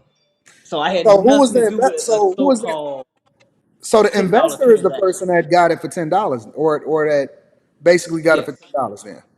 And see, that needs to be stated too. He didn't get it for $10. He got it from Claude. I don't know what the agreement was. He told me the story. I don't know if it's true or not, but they had an agreement. He let Claude live there for free. I have to throw out this fact. The reason why he reached out to this investor is because he was abusing drugs. And this is what happens on the regular. He Mm. needed money to save his home from foreclosure. And that's what that investor did. So you can say it was he took over the mortgage payments, but it wasn't a traditional subject to. He just kind of did it organically because Claude was in a jam and was about to get evicted in 2020. So he So went into the foreclosure investor paid twice. off the mortgage, did a quick claim deed. There you go. Investor paid off the mortgage, did a quick claim deed. I'm putting the puzzle together, right? Yep. He said, Claude, I'm gonna let you live here, but I'm gonna save the mortgage. Claude Yep. was abusing drugs according to the person, right? Yep. Oh, You he came was. you came along and from a wholesaling perspective, interacting with the investor, and you never even interacted with Claude in the first place. No, the only time I interacted with Claude is when I found out that the investor actually owned the house because we had to go through the probate to Mhm. make probate documents to make sure Claude actually signed it over 100% because of his ownership. He had an inheritance. It wasn't his house. It was his mom's house. So we had to Mm. verify he did have 100% ownership. Once that was verified, the other investor said, I'm ready to let it go. Claude is a headache. He don't listen. He had other legal things going on. He needed some cash, and the house was about to get auctioned for the second time. So we So was the looking at some investor bucks. was losing a house. He was going to lose the house and get nothing. And so that's when you came in and you said, all right, Yep. cool. I got a And that's deal what for you. happened, bro. So And that's what you happened. don't have to disclose this information, right? How much did you do the deal for? So You don't when have to I got the disclose it. house, I'm not going to prefacing this by disclose saying it. you don't have to I'm not disclose going. Oh, no, I'm not going to disclose it because it's going through legal action with the news channel because it. they Mhm. defamed me the way they chopped it up with the clickbait title about Florida man buys house for $10. That's not what happened. Yeah. I bought the house from the first investor for an agreed amount on a quick claim deed. hmm So basically, So you yep, took over complete control of the property, and you move and you got ownership, and whatever it is that they set up, or however it is that he found him, or whatever, so on and so forth, they ain't had nothing to do with you. exactly, bro. So once I got ownership, guess what I did? I said, wait a minute. I was gonna wholesale this to my buddy because I have a partner in the game. But I hmm said, nah, bro, let's do it this way. I'm gonna buy the house and we'll do a real transaction. I'll sell it to you for the low and at a lower price. I don't have to give you the wholesale price. And I'll make a nice amount of money, and you still gonna have enough meat on the bone because I wholesaled it to him, Yeah. to the third guy. Yep. So that's I what don't. happened, bro. Honestly, I'm gonna be real with you, bro. I don't see, based off of what you telling me, I don't see anything wrong. Thank you. And people And don't. that's I'm gonna be real because you know me. I straight up will hold people accountable and things like that. And I'm gonna still give people the game, or maybe you can even give people the game. But if you found the deal from the investor that was losing a house, whatever Carlton had going on because he was, a drug addict and he was losing the house in the first place, and he had already did the deal with the investor that you then did a deal with because he was losing the house, that ain't got nothing to do with you. Exactly. Now check this part out. Claude was still living there, and I, as a perk or as to make it convenient for the first investor, I said, "Don't worry about Claude, bro. Right now, he's legally just a holdover tenant. I'll handle him." So that's where you get the $1,500 from at the end. I Ah, was giving him cash for keys, a term in the real estate investment yeah, world, yeah. cash for You keys. actually was looking out But for. ex- come on, man, and check this out. The first night I met with Claude, I say, Claude, we're gonna get a date together to get you out because you've had this pending foreclosure for almost 6 months now. And I came and I paid off the debt. We satisfied the bank. So I'm gonna still give you some time. I'm gonna work with you. I offer him 5,000. I had $5,000 in my pocket right there. He was there being counseled by his boyfriend, and his boyfriend said, "Don't do it." No, not the boyfriend. His boyfriend said, "Don't do it." So guess what? We left that night. Wait, Carlton, We left. hold on. Bro, I'm giving the facts though, bro. They want the real. That's why I say all these damn gurus on social media don't even know the damn fucking story, bro. I got the goddamn facts. And I know you shouted out Real Estate Trapper, but he was defaming me on that damn YouTube video. I don't appreciate I it. didn't know. I just seen the video. I said, Yeah, this no. I'm talking react to. about Real Estate Trapper, not you. No. I understand what you're saying. I said I didn't know that you had a disagreement with him. Bro, I seen the video. I'm like, come on, bro. How you just gonna blatantly say I scammed him for $10? You don't know the whole story, bro. So check it out. That night, I had the addendum. I'm like, Claude, sign the agreement, bro. Hold on, wait, Carlton. How you know it was his boyfriend? Oh, because I'm gonna tell you how. The first investor had like a personal relationship with him. So when I called him when I left the house, I said, yeah, this black dude with dreads was there and was like counseling him. He said, oh, that's his boyfriend. So that's what the first investor told me. So allegedly that was his boyfriend. Let me throw that out there. Allegedly that was his boyfriend, but that's what the first investor. So hold on. Hey, Trapper, I see you in the chat, big dog. Trapper, if you want to come up, you are more than willing to be able to do so. Yeah. You are. So, listen, I'm gonna just put the link in. This is only for the Real Estate Trapper. Nobody else. And I'm not forcing him, so he don't have to come up if he don't want to. I'm just giving him the option to be able to do so. I was just upset at him because it's like, bro, you don't have all the facts. You already know the media chop and screw stories how they want to play it, and you just saying I scammed them for $10 and I'm goofy because I went on the news. You don't know what agreement me and the news had. Mm-hmm. You don't know none of that, bro. And that's all it, bro. It's a ton of gurus on Instagram right now blasting this story out, blasting me, and they don't even know the freaking facts. So let me get back to the story. But to be fair though, all Trapper have to go off of is the news story. True, but I commented. I said, bro, you don't have the facts. Commented where? He still called me goofy, and you don't know what you. Where did you comment at? Where did you comment at? On his YouTube. He made a YouTube video. I commented. I said, bro, you don't have the facts. Oh, you're goofy. I said, bro, I'm not goofy. If I wanted to go on the news, I had an agreement with the news because the news was going to still put the story out with or without me. And Claude went on there and said what he said anyway. But I had to come on and say my story. And guess what? They didn't air this story that I'm telling you. They just aired me saying it's a little murky, and that's the nature of our business, which is true.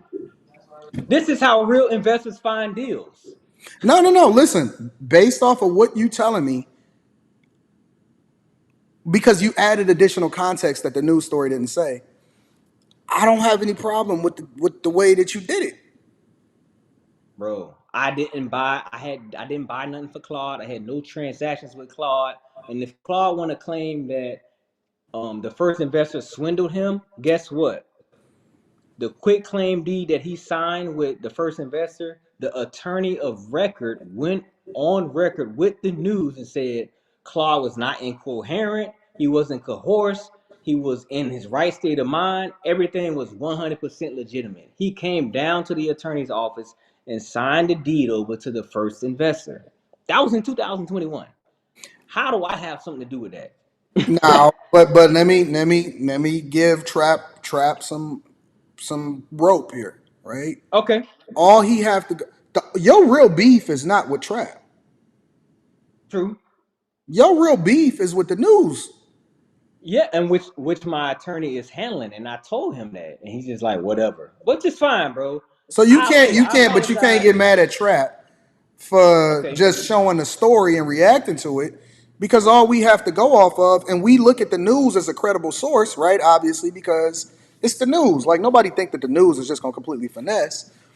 All he did was react to something with the information that was given. Now, I don't know what y'all interaction is. I don't know if he reached out to you, or if you reached out to him or whatever like that. That's a whole nother conversation. But you got to give him some rope, because the same way that you you holding him accountable is the same way that you complaining about the news. Hey, well, guess what? I apologize to Real Estate Trapper if I came off wrong, but bro, you gotta understand. I hear you saying $10 scam. Instantly, I'm like, come on, man. Well, that's Like, what the news said, though. That's what the news said. yeah. But now, guess what? He's hearing my side, which should have aired. Everything I'm telling you, I told that news reporter Terry Parker. Everything I'm telling That's why I you, said that your beef is with the news, though. yeah, which my attorney is handling. So yeah, man, Claude got $1,500 because again, I quickly end the story. I offered him the 5,000 right there on the spot. His boyfriend said no. Why did I his left. boyfriend? Why did his boyfriend say no? You know why he said no? Because he was a realtor for a couple years and everything didn't seem legitimate. He didn't believe that Claude signed the house away. He didn't believe it. I pulled it up on my phone. I said, bro, look at the property appraisal website.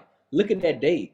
Claude did sign it over. So he didn't believe the house was no longer owned by Claude. He didn't believe it at all. He thought Claude was still the owner. So guess what happened?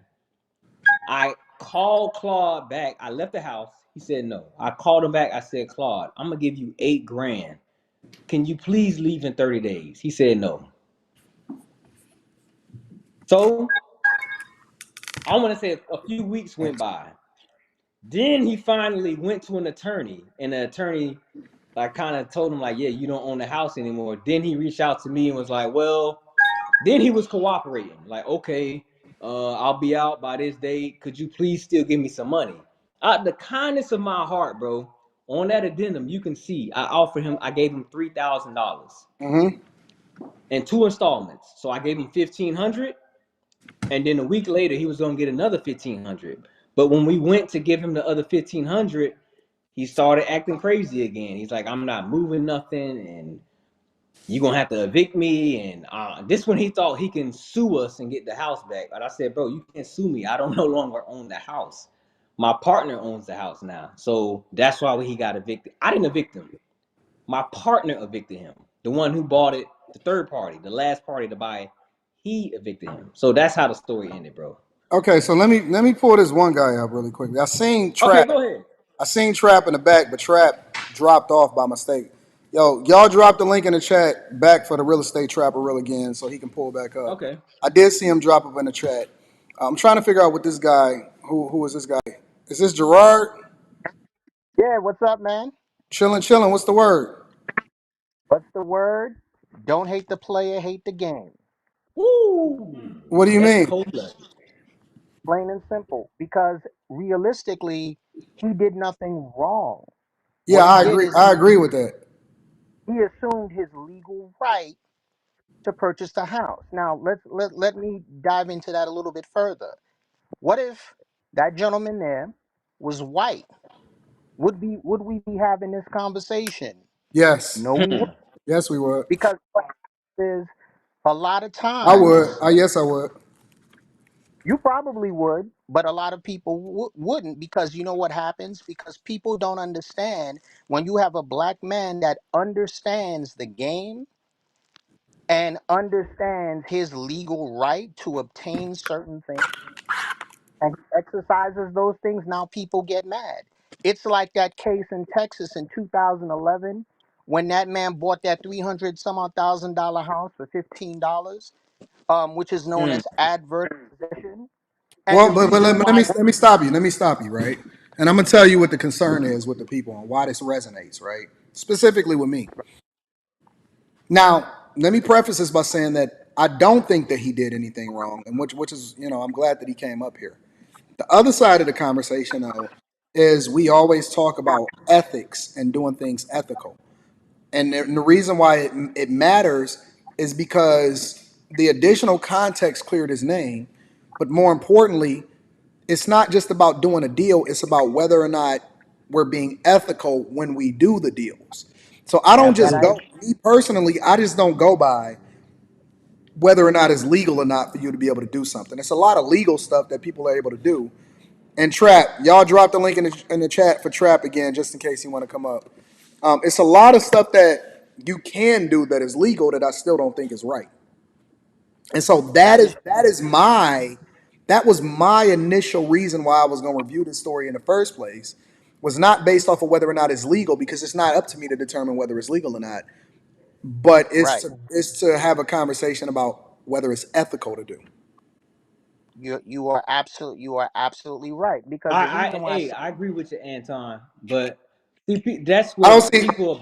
I don't see anything that you did that was unethical at all. Yeah, Not even. people are saying I was unethical and I should have known he was going to get anything. I'm like, wait a minute, hold on. I'm like, wait a minute, hold the phone. So you mean to tell me if it is it unethical that he didn't pay his bills and he has an addiction, that if the bank would have auctioned Exactly. the property Exactly. is the bank Nobody would have unethical? Is the tripped. bank a scumbag? Nobody would have tripped. Exactly. Yeah. Because that's what was no, going to happen to him. yeah, Well, like again, I said, I know Trapped had pulled up. I think he had dropped up because he was on his phone. And so he Oh, wasn't okay. necessarily at the crib or nothing. But Trap had pulled up. I'm trying to stall a little bit so that I can give him some opportunity to be able to Yeah. I mean, again, respond. no hard feelings Yo, with Mr. Real Estate Trap. thanks, Gerard. I appreciate you, big dog. yeah, I appreciate you too, man. And hey, Anton, you got to understand, bro. This story aired on my local news Friday. Did it? The news reporter was begging me for like a week and a half to do the story, and I finally agreed after So how me did and you? her No, no, no. said. Listen. You know the game, right? Mm-hmm. You know the game. How you get finessed into jumping on the news so you can look so you can be. Oh, and well, this is how the finesse went down. I said, Terry, we had a conversation. I said, Terry, That's the news reporter guy. yes, Terry Parker, that's her right there. I said, Terry, just be clear Hold on, that hold on. I'm about to pull Trap up. okay, okay, What up, okay. Trap? Hey, what's going on? Yo, you know I'm a fan of yours, right? I love what you do, bro. Oh yeah, I love what you do too, man. I watch all your videos. Thanks, man. Listen, I wanted to give an opportunity for y'all to. Now you know I stood up for you, Trap, and I said, listen, he Oh can't yeah. hold you accountable for reacting to what it is that you've seen on the news. And so Right. he said, you know what, that might be true. What are your thoughts on this? I want to give y'all an opportunity because I prefer for good people, you know what I'm saying, to have good conversation and work together. And it may be a misunderstanding, but I want to give you an opportunity to be able to speak your piece too, bro. Oh, you want me to go first? I mean, however y'all want to have it. I'm just leaving the floor. No, again, hey, bro, Real Estate Trapper. I don't know your real name, bro, but look, no hard feelings. And I apologize. I know I went hard on that one comment, but it's like, damn, I know you going off the news, and Anton elaborated. Right. I got finessed by the news. The Terry Parker lied to me, bro. She told me, "Don't worry, I'ma let Claude." This is not verbatim, but what they say, paraquoting. She said, "Don't worry, I'm going to let Claude give his sob story, essentially, and then I'm going to say to Claude, but hold on, Carlton, the second investor, is saying a completely different story than yours, and it seems to check out on the property appraiser website. So what about that?" She never aired that part of the interview, bro. Only thing they aired was when I said it's a little murky. It's the nature of our business. That was all part of the Right. clickbait. And then at the end, I was saying he should have got legal representation, which he should have. I I didn't have agree. no dealings with that dude. Okay, so I you bought the ain't deal house with from him at another all. investor. I bought the house from another investor, bro, with hard money. So the first investor that they mentioned that had, it sounded like he had like a subject to style deal. It so he's not really a subject to investor. It kind of happened organically. He said, Claude, you about to lose the house. I'm gonna catch up the mortgage. I'm gonna let you live for free. But then later in the future, we're gonna come up with a rental agreement. And he never paid nothing. And guess what? The first investor's like, bro, I'm not finna pay this freaking mortgage, bro. You supposed to be paying it. I'm gonna just let the house go into foreclosure. And that's how I Okay, found so him on the foreclosure list. so the first investor assigned it to you. Is that what happened? So the first investor is the No, one that no, got no, no. He assigned it to you. sold it to me. He sold it to me outright. Got you. Okay, Quit and claim that deed. that's what the 185 was. No, the 185 was to my homie, my partner. I hooked my homie up, bro, with a little lesser price. I said, look, bro, I could wholesale it to you and I make this amount, but let's do this. I'm gonna buy it from him outright. I'll make a little bit more money and you'll get more meat on the bone. So I bought the house outright from the first investor, which the first investor was facing foreclosure. And the whole $10 thing, that was a quick claim deed he did with Claude. Right. So But how much money did Claude actually make? Claude Just the made 3K? $1,500, bro. But I don't know if you heard, he was not cooperating. This is part of the story that the news didn't air. We had to Okay. verify because Claude inherited the house from his mother. So he has three siblings. I had to verify he had 100% ownership. We had to go through probate documents from early 2000. So once we Right. verified, okay, Claude had 100% ownership, he signed it over to the first investor. Then Right. I said, all right, check this out, bro. It's a headache. You got your own life. You can't deal with it. Here, I'll give you this amount. And that's what happened. Okay. Yeah. And then Got you. so at that point, I said, hey, check it out, bro. Don't even worry about Claude. Right now, he's a tenant because he don't even own the house. He signed the house away 2 years ago. Really, he's a squatter slash holdover tenant. I'm gonna give him cash for keys, bro. Make life easier for you, less headache. That's where the Right. whole $1,500 came in. I offered him 8,000. His boyfriend said don't take it because his boyfriend claimed he's a realtor and he know the law. Okay.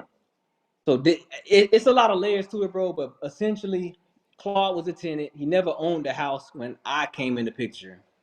I had So nothing to do with essentially, what you he. saying that by the time you came into the picture, Claude never even owned the house. Exactly. You Okay. saying that the Got you. news finessed you and that they only aired part of the story in order to try to paint a narrative. And But then get Brent Trap, he can't be held accountable either because he's going by off the limited information off the news. Yeah, that was true. literally my first time seeing it. Somebody sent it to me, and then I was like, I'm gonna just do it, live on the video or whatever. And that was I my first time understand. seeing it. Hey, Yeah. So listen. I hey. mean, in my opinion, I think it could be. Everybody is still cool, Yeah, and yeah. No, and I'm with it's you, just a man. I'm with you. misunderstanding. The people that we need to actually be going off after is the news. We don't need to be beefing with each other. We need to be beefing with the news companies. That's finessing. And like I was telling you, bro, the story been going. It went viral first on regular news companies. I have people from all over the country start DMing me on Facebook saying, I saw this on my local news. What the hell? You a scumbag, you this, you that. And those news companies, they're rewording the title outright to get more views. And I'm like, oh my God. So I reach out to Terry Parker right there and I say, hey Terry, you got to do right and do a follow-up story and get the real story out because you only aired like 2 sentences of mine. Everything I'm telling y'all boys, I Hmm. told on the camera, bro. My girl recorded the whole conversation. She got it on her phone. Everything I'm telling y'all boys, I told Terry Parker. They aired none of it, bro. And she told me she was going to air that part. So now I look like the bad guy. I'm like, Terry, I really don't have to do this story. The only reason I'm doing the story is because there are bad deals where people are getting scammed. And Claude was going to spray my name anyway. So I was like, let me just rebut him right there on the camera. And Yeah. I got all the documents, the facts to back me that he didn't get scammed. And no one gave him $10 for his house because he never owned it. So that's the whole scam with I'm sorry, not the scam with the finesse with the news. They just completely lied to me. Yeah. So now We can. my attorney is handling that though. But don't worry. By tomorrow morning, I'm gonna do a whole segment on that scumbag news company. Bro, I was And trying to I'll reach I'll out. go after them myself. I don't know the laws. Like locally, can other news channels report about other news channels? Locally, I don't know. I was gonna go to another media outlet and be like, look, man, this I'll is go I after them have proof. myself. We don't listen. We ain't got to worry about waiting on nobody to go after them. I'll go after them myself because I think it's unfortunate that they tried to do you like this, and then everything usually just compounds.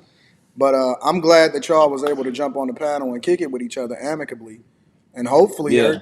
hopefully we squash everything and everything is cool amongst all of us. So I mean, yeah, I'll take the video down. But like I said, I didn't know who you were my first time seeing you. I think we have mutual associates like Duru. I know you probably know Mark from up here, Whitman.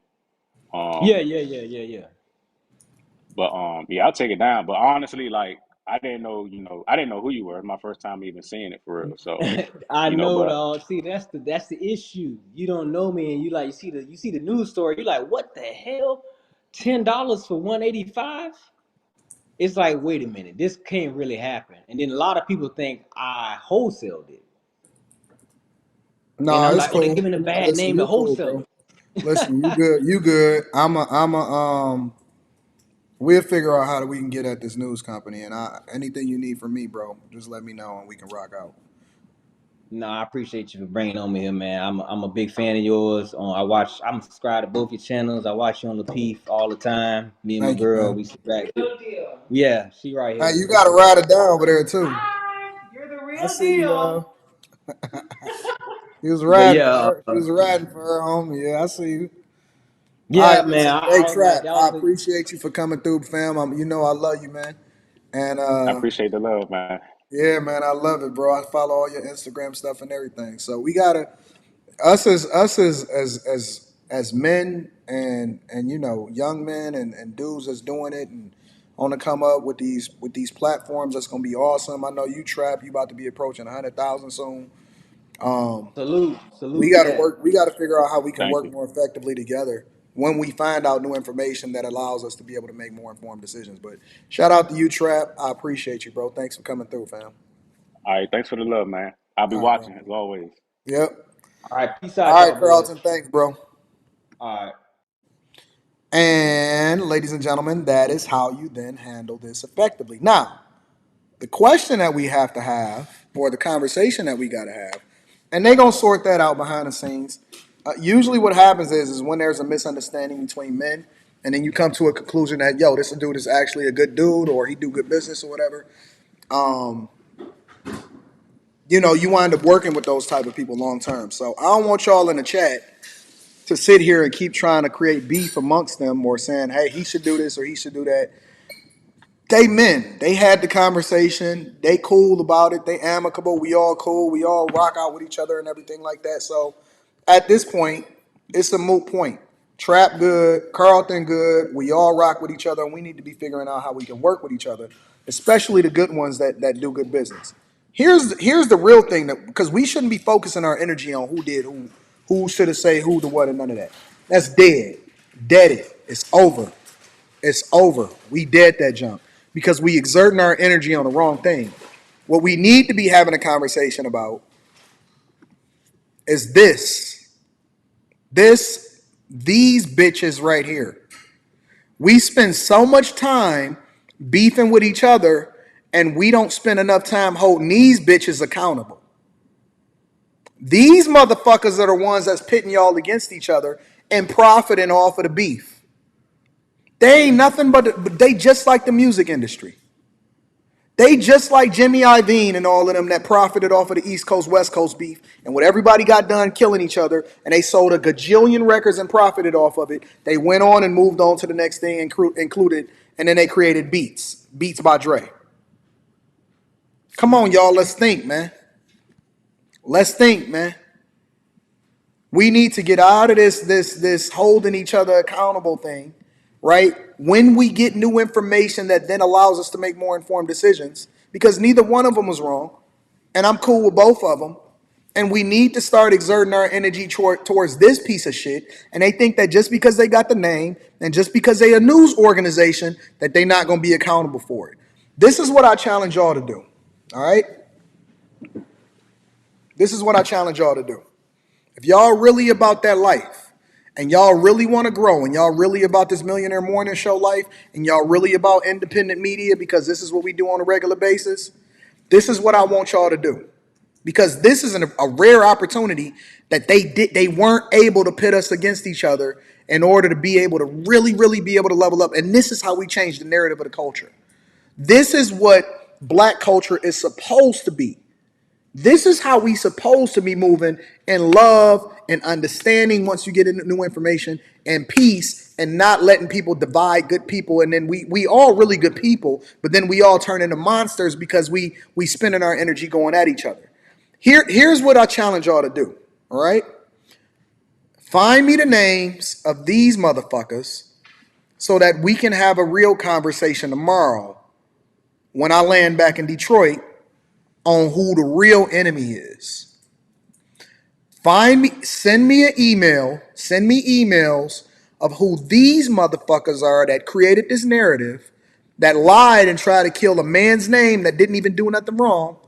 Find me their names, find me the news organization that they work for, and let's have a real party on who the real enemy is that literally tried to finesse this man, set him up for weeks and days on how it was that they can kill his name just so they can get some views. And then they made the story go viral with no, listen, when we say fraud, these are the real frauds. How is this any different? Let's think about this for a minute, y'all. How is this any different than the woman that just tried to finesse Michael Irvin and kill his name? Except for very rarely do we have a platform where we can come to the front of the congregation and somebody is willing to have a conversation instead of getting views off of all of the negativity. How is this any different than what we just seen from the woman that just tried to finesse Michael Irvin and then ruin his reputation? Come on, when we gonna grow up? When we gonna really start holding accountable the people that need to be held accountable? This news organization, whoever the producers are, the anchors, the people that did the story, all of them, we're gonna revisit this tomorrow. We're going to revisit this tomorrow because there's no way that I'm just gonna let them get away with trying to kill a man's name, finesse, pit us against each other, unwarranted. Because listen, we don't do business with everybody. Just because you black don't mean that you dope. That's the part of the black culture is trash. This is a rare opportunity that we get to actually find out who's the people that's really pulling the strings behind the scenes and creating this narrative in which we supposed to be holding each other accountable and making stories go viral just for a few views. Don't worry. More to come on this. I'm not done with them. I'm not done with them. Let me read the super chats. Shout out to the women that be trying to hold down a man and say, yo, I need my man to be able to have this conversation. This was the initial super chat that she came up with. Let me read a couple more that she says. She says, hey, Anton, sent you a DM. Oh, yeah. I checked it out. And then she also said, really appreciate you having Carlton come up to tell us the truth of what really took place. This is why I subscribe to your content, because facts is facts. Shout out to Gigi Buys Florida, and you keep buying Florida. Y'all keep getting them bags. Y'all keep finding them deals. Just make sure you send Anton an email and cut me in on a couple of them, because I would like to become an investor on some of them. You know what I'm saying? Let me read some more of these super chats. And then we're going to move over into the next story. Shout out to Victoria Comunu. Says, my husband is a speaker and was once with Get Motivated. One of his employees tried to pin a case on him. She tried to go into his hotel room to deliver some work items. The issue went to court and the text messages saved him. Ain't that messed up, Victoria? Now, they was trying to ruin his life, his money, his reputation, his job, and even his relationship with his wife. Thank God we got technology today to then let the real come to the front of the congregation. That's messed up. Shout out to you.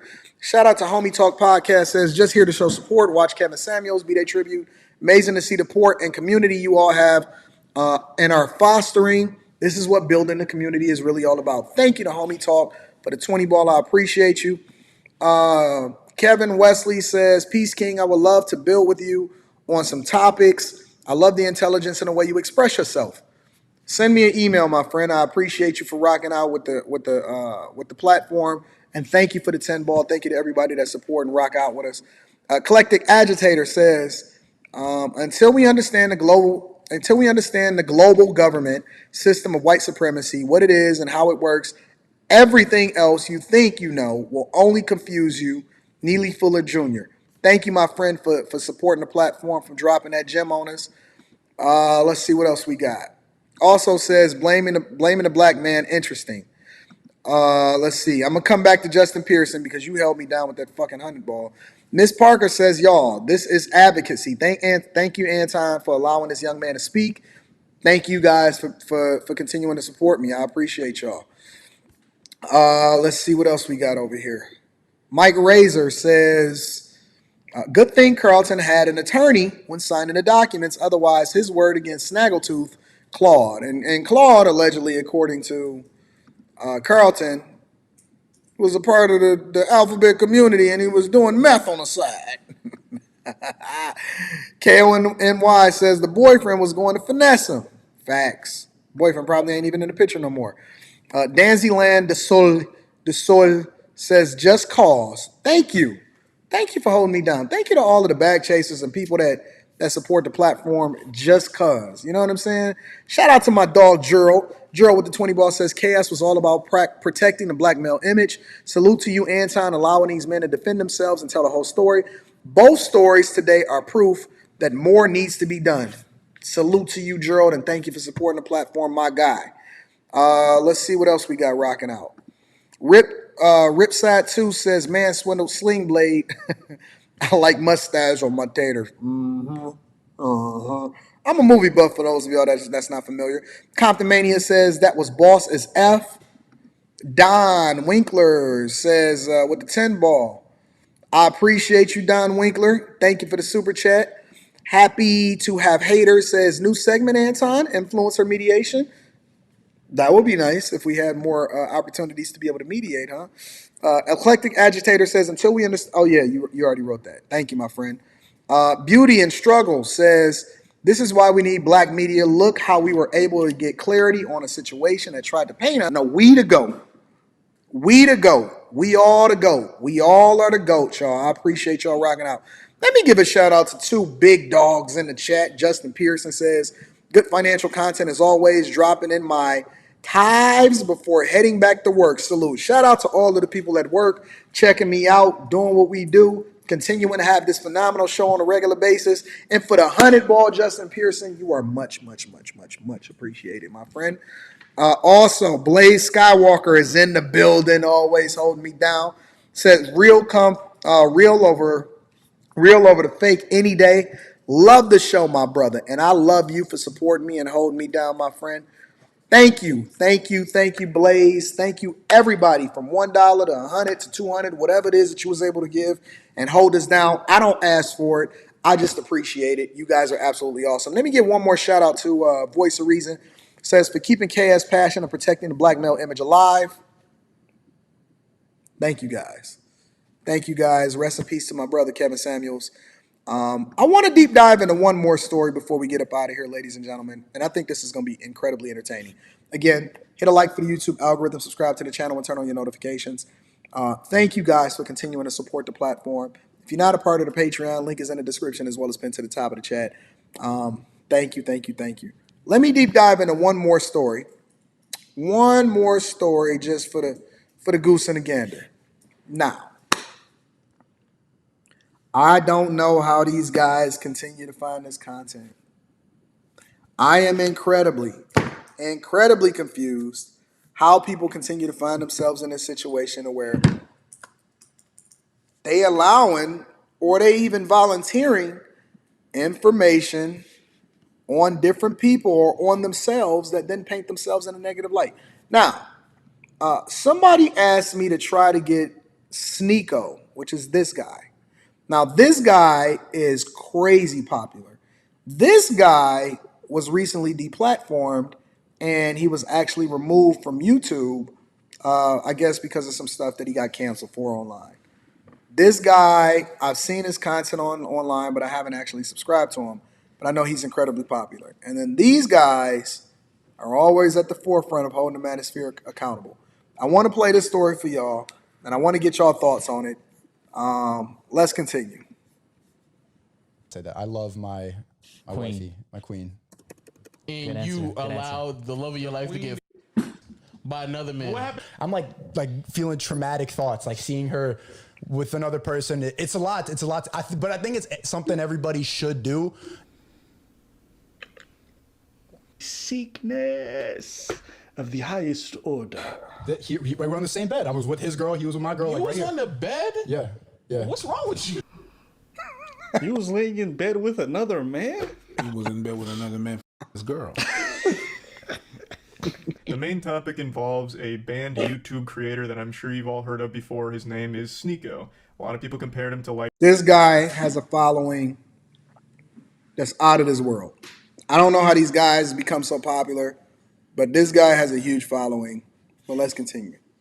A diet Andrew Tate. He recently got banned, and he still does make content elsewhere. And recently, he started targeting me because I made jokes about his friends on the Fresh and Fit podcast. He then makes a big rant about me, calling me a bitch, saying all kinds of things. He doesn't really make any points. He just insults my appearance a lot and makes very bold assumptions about me not going outside and shit like that, which of course has nothing to do with anything I was saying, nor does it debunk any of my points. Kevin Samuels used to say sign language. Shame, insults, guilt, the need to be right. That's what they do. Like some ladies will do. Let me stop here. And let me say this as a caveat. I have not seen this video at all. I've seen that beginning part where he said later on. I have not seen this video. Now,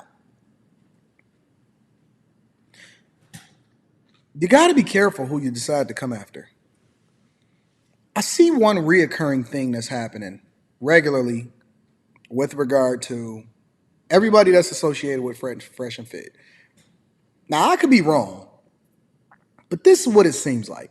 It seems like Fresh and Fit is putting the battery in these dudes back by saying, yo, we love you, we rock with you, we're going to continue to use our platform in order to blow you up. And then what happens is people like Sneako and Donovan Sharp then go on a warpath, unwarranted, on behalf of Fresh and Fit, and then get exposed for some stuff that they said online or some presentation that they put online as a result of it. Yo, you be careful who you shooting for. If you the shooter, this is the lesson so far before I even watch the video. If you the shooter, be careful who you shooting on behalf of, because somebody else might come out with a bazooka, especially if they got like 1 million, 2 million, 3 million, 4 million subscribers. Sometimes it's just better to just let other people fight their own battles, especially when it ain't got nothing to do with you. But let's continue. When you say something they don't like to hear. Yeah.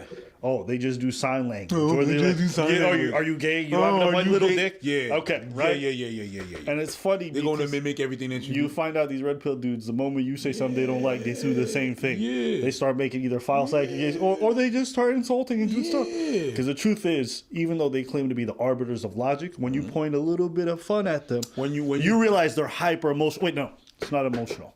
They're passionate. My bad.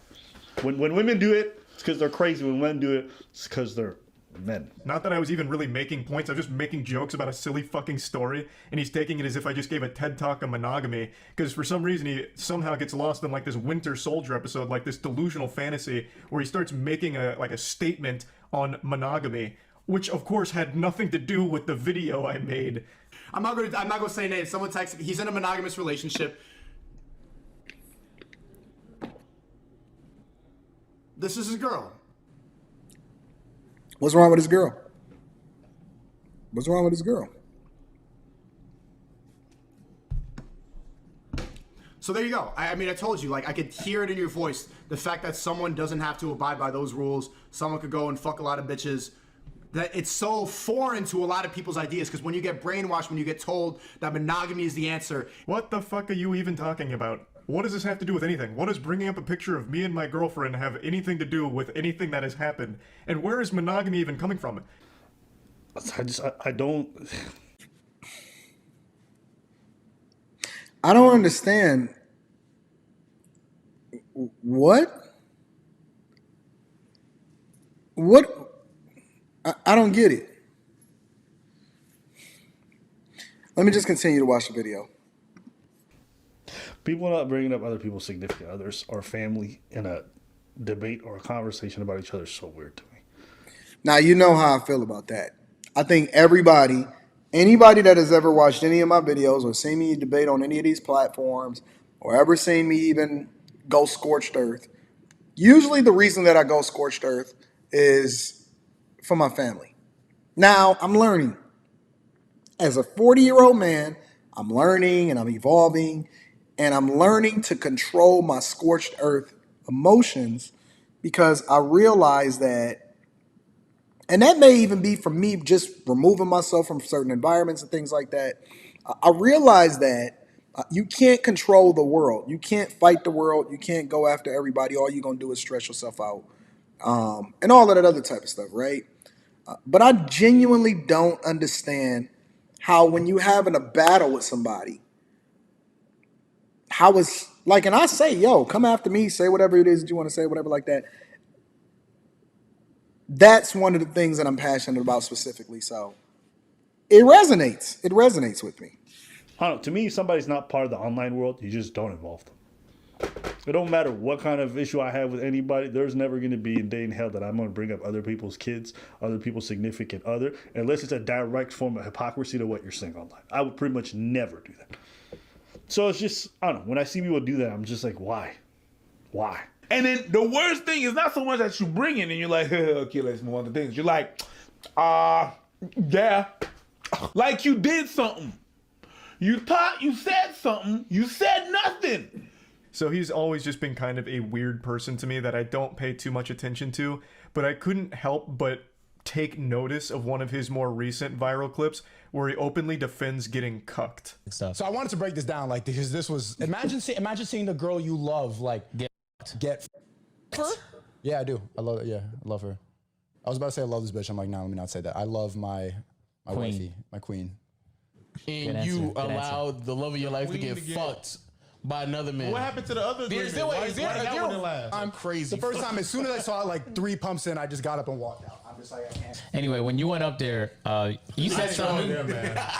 You said something to the nature of whatever happens, happens. What? Yeah, so we go in there with the mentality that whatever happens inside that party, it just stays at the party. Like, yeah. And so I saw her, I've seen her other men, and it's just like that. You seen it? Yeah, I saw it literally right. I can't be no bullshit. I want to start from the beginning. How does that? You came, so let's because I want to get into all that. That's fantastic stuff. That's fantastic stuff. What he really meant was money. This is good content. That is wild. I know a lot of y'all feel incredibly comfortable. Shout out to y'all. I'm reading super chat shortly. Thank you, Blaze. I know a lot of y'all like this new age shit. Y'all over-sexualized. Y'all like to do swingers parties. Y'all like to do all of this other type of stuff. Y'all think y'all poly. Y'all want to have these alternative lifestyles, especially as with y'all children. I think a lot of this comes from porn. It is. A lot of it comes from an environment in which y'all too used to seeing certain things, and you become too desensitized. And so in order for you to still get your rocks off, you got to do some wild stuff. And you're willing to compromise even the person that you lay next to every day and let somebody skeet on them in order to get some kind of sexual pleasure or satisfaction or try some new thing. Y'all are wild. Y'all are wild. I'm going to just say that. You sitting there, listen, as though it's not bad enough to be in an open relationship in the first place. You think it's cool to watch another person go monster mash on your chick and he trying to emasculate you so he just gonna absolutely destroy her? Listen. I couldn't do that to somebody else. Why in the hell would I ever consider letting it happen to myself? So I'm volunteering and signing my chick over to be destroyed? Y'all are wild. Y'all are wild. Now, listen, there's over 1,000, over 1,100, over 1,200, over 1,300 people in this live stream right now, right? It's a strong possibility that one of y'all motherfuckers that's watching right now has done this. If we play in the odds and it's a probability, There is a strong possibility that somebody in this chat is being offended by what it is that I'm saying right now. Let me say this to you right now. Y'all are wild. Money. Money. Crazy. And Agent, you not lying. This is good content. You already know this is one of his biggest regrets, saying this shit online. Because anytime this man opens his mouth about anything data related. And then you know what the worst part about this whole situation is, Rita? They admit it. They volunteer the information because they got blabbermouth. They got diarrhea of the mouth, and they can't even keep their own. Yo, y'all be saying, y'all be doing wild stuff, and then y'all think that that's good content. What is wrong with y'all? All content is not good content. I understand controversy. I understand beef. I understand entertainment. I understand putting the medicine in the candy, but there is nothing to learn from this on throwing yourself under the bus for the sake of content. That is wild. They'd be like, cock! And guess what? It's true. He just made the pass and he dunked like that dude was dunking on this girl. Hey. Imagine seeing the girl you love get fucked. You love her? Yeah, I do. I love it. Yeah, I love her. Sorry. What I'm thinking when I'm watching this, you know what I'm thinking? This is why niggas back in the day had a diary. This is why you need friends. Go tell them, not the internet, stupid. You know the thing is? Oh my days. You know the thing is? I don't care about the cuck thing. I do. I actually don't care. I do. 'Cause that's none of my business. It's not. I care when you volunteer the information for us to be able to see it. Listen, I don't know anything about Sneako. I've seen him appear on the internet. I've heard people talk about him getting canceled. That's when I really even started getting on my radar. And then Patriarchy mentioned him to me because he suggested for him to come on the platform. I didn't see the crossover opportunity with the audience or anything like that. So I was just like, it's not really my thing, my cup of tea. I'm not really looking for the most controversial people to be able to come on the platform. I'm looking for people now that can actually add value to what it is that we do. And maybe a little bit of entertaining in the process. This is wild. This is insane to me. When you claim this shit and then you turn around and clown other people for you got this in the bank, and then you clowning people's significant other, you clowning people's what they do in their bedroom when that's that shit that you do. I don't care how hot you think your girl is. When she got another man's semen on her face, she is 0. So you can walk around with that trophy wife, but that trophy got stains and they not coming off because they on video and we can press play at any point. And you allow the love of your life to get fucked. Are there rules to like how big the nigga dick can be? Yo, violated. Now, that is a wild question. That could quite possibly be the wildest question that I've heard somebody ask in 2023. Are there rules to how big another dude's D is before he can bust you down and then tear your insides apart? If you're trying to disrespect, listen, I think that that's the ultimate get back tool, Rita. If you can convince a guy to let you bust down his chick in front of her, and then you have no regard for her whatsoever, and you just monster mash her and just tear her insides out, if you're working with that type of equipment, if you got the right tractor, you know what I'm saying? If you got the right backhoe, if you got the right plow, if you can somehow talk a dude into busting down his chick and then just and just absolutely destroy her insides and then make her take the whole thing, I think that that's the way that you go about it. That's the ultimate level of disrespect. And then slap her on the butt as you're getting up. You was good. You was good to me, baby girl. Good stuff. Kiss her on the back of the forehead. I can think of some disrespectful stuff to be able to do to a dude.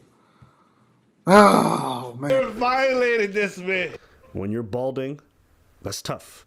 It's even tougher when people notice because the skin's so smooth. And I want you to have spots, but like his girls are stand-up comedy, and there's a bunch of dudes on the set tonight. Dave Chappelle's big dick just went on my girl. I gotta follow that. So can she enjoy it? Like, what if she's enjoying it too much? That's the thing. It's like she's moaning pretty loud. Like, I don't like.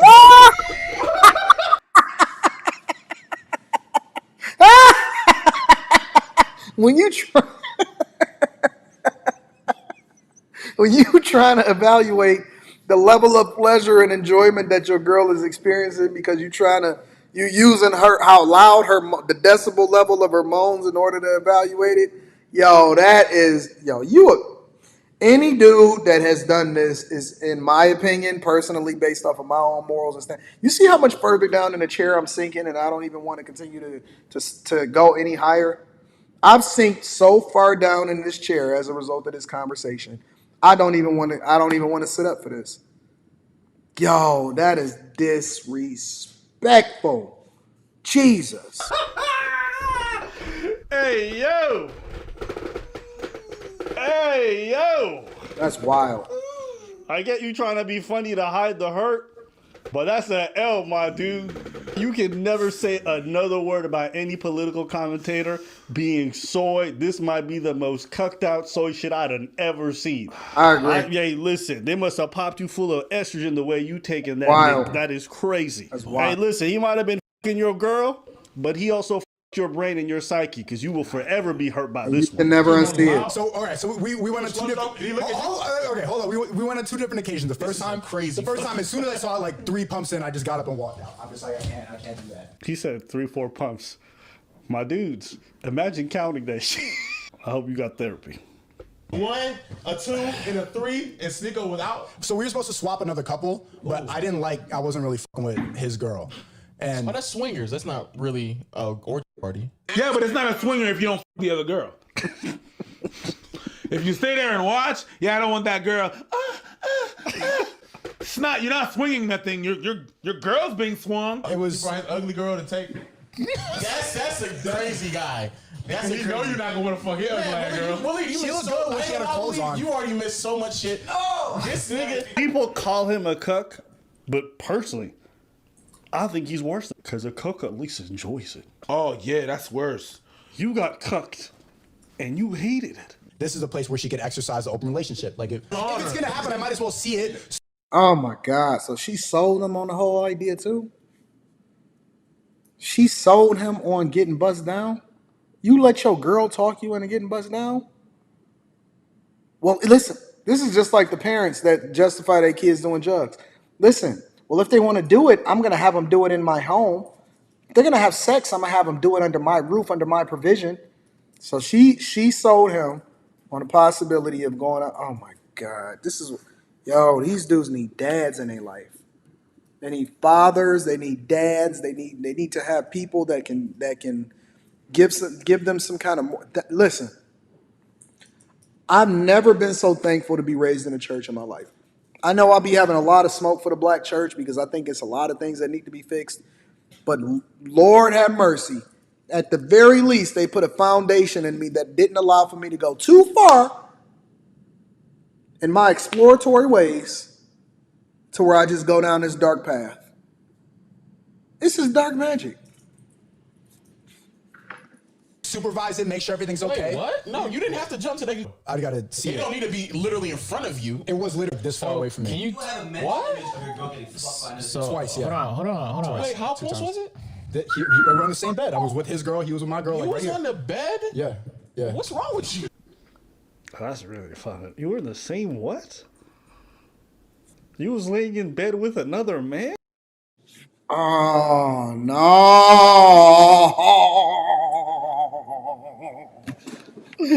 You mean it was in there smelling like Badussy? It was in there smelling like Badussy? No.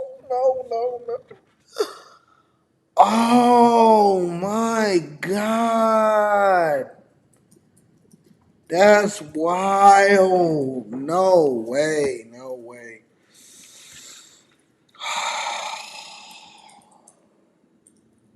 I don't know how much more I can take. Let me see. You was laying in bed with another man? Oh, shit. Listen, I actually never watched this video. I'd heard about the story. I never clicked it. And you know what? You know, the women sometimes joke around like, yo, these women, they don't like women, they're gay. Yo, you start hearing stuff like this, and it starts to sound a little true. My dude, you was in bed with another man. No, he was in bed with another man fucking this girl. You're odd. You sat on the bed while she got. I was there too. I mean, we was both. I got up. Were you f***ing his girl? I was not her. So now. you just sat there Indian style with your feet crossed. Yo, they're violating this man.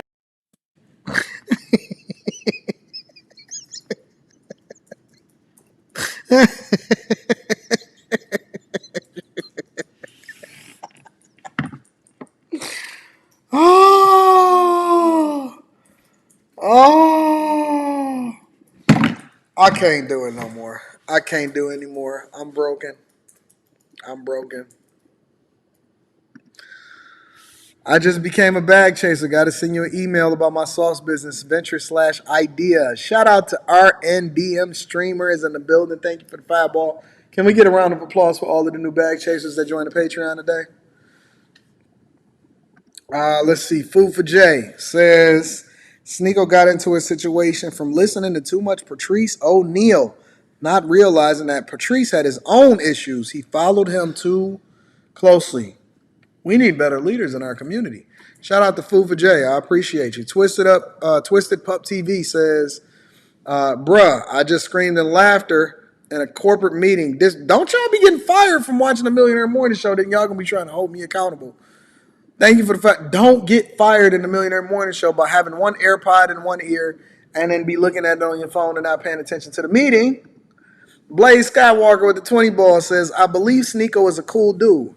He genuinely speaks from his heart a lot of times and seemed to be on search for truth from what I've seen. But I also believe the young man needs therapy, bro.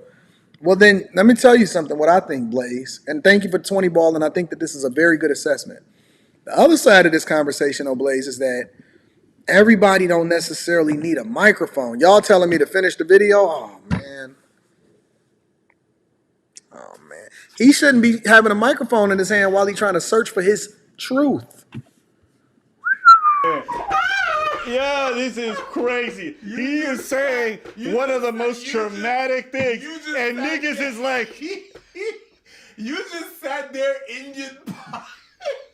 She was on, and I was just like not fucking with it, and I saw her, and she was like, and I was like, fuck that, and I just left the room.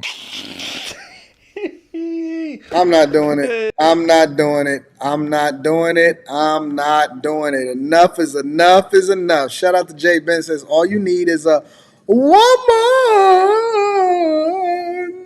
Shout out to Tell the Truth Nation is in the building. With the 10 ball, I appreciate you for holding me down, friends and family. Listen, I can't take no more. Thank y'all for all of the love and the support. This is the greatest show on earth. I'm looking forward to getting y'all emails with the name of these news reporters so I can have a conversation and get down to the thick of things and how they tried to kill my man's name and pit them against each other just for the sake of getting some views. I need y'all to hold me down on that front. Listen, I love y'all. I appreciate y'all. Thank y'all for rocking out with Anton Daniels on the Millionaire Morning Show every single Monday through Friday. Y'all are absolutely positively the greatest group of people that I've ever seen in my entire life. Listen. There is no team, because we are a team. There is no team that is greater than y'all. I love y'all. I appreciate y'all. Thank y'all for rocking out with me. But I need y'all to do me one more favor before we get out of here, ladies and gentlemen. Make sure you share this with your family and friends. We don't want to be rich by ourselves. I love you. I appreciate you. Thank you for being the greatest friends that I've ever seen in my entire life. I love y'all. Till tomorrow. You know we're going to have it in tomorrow.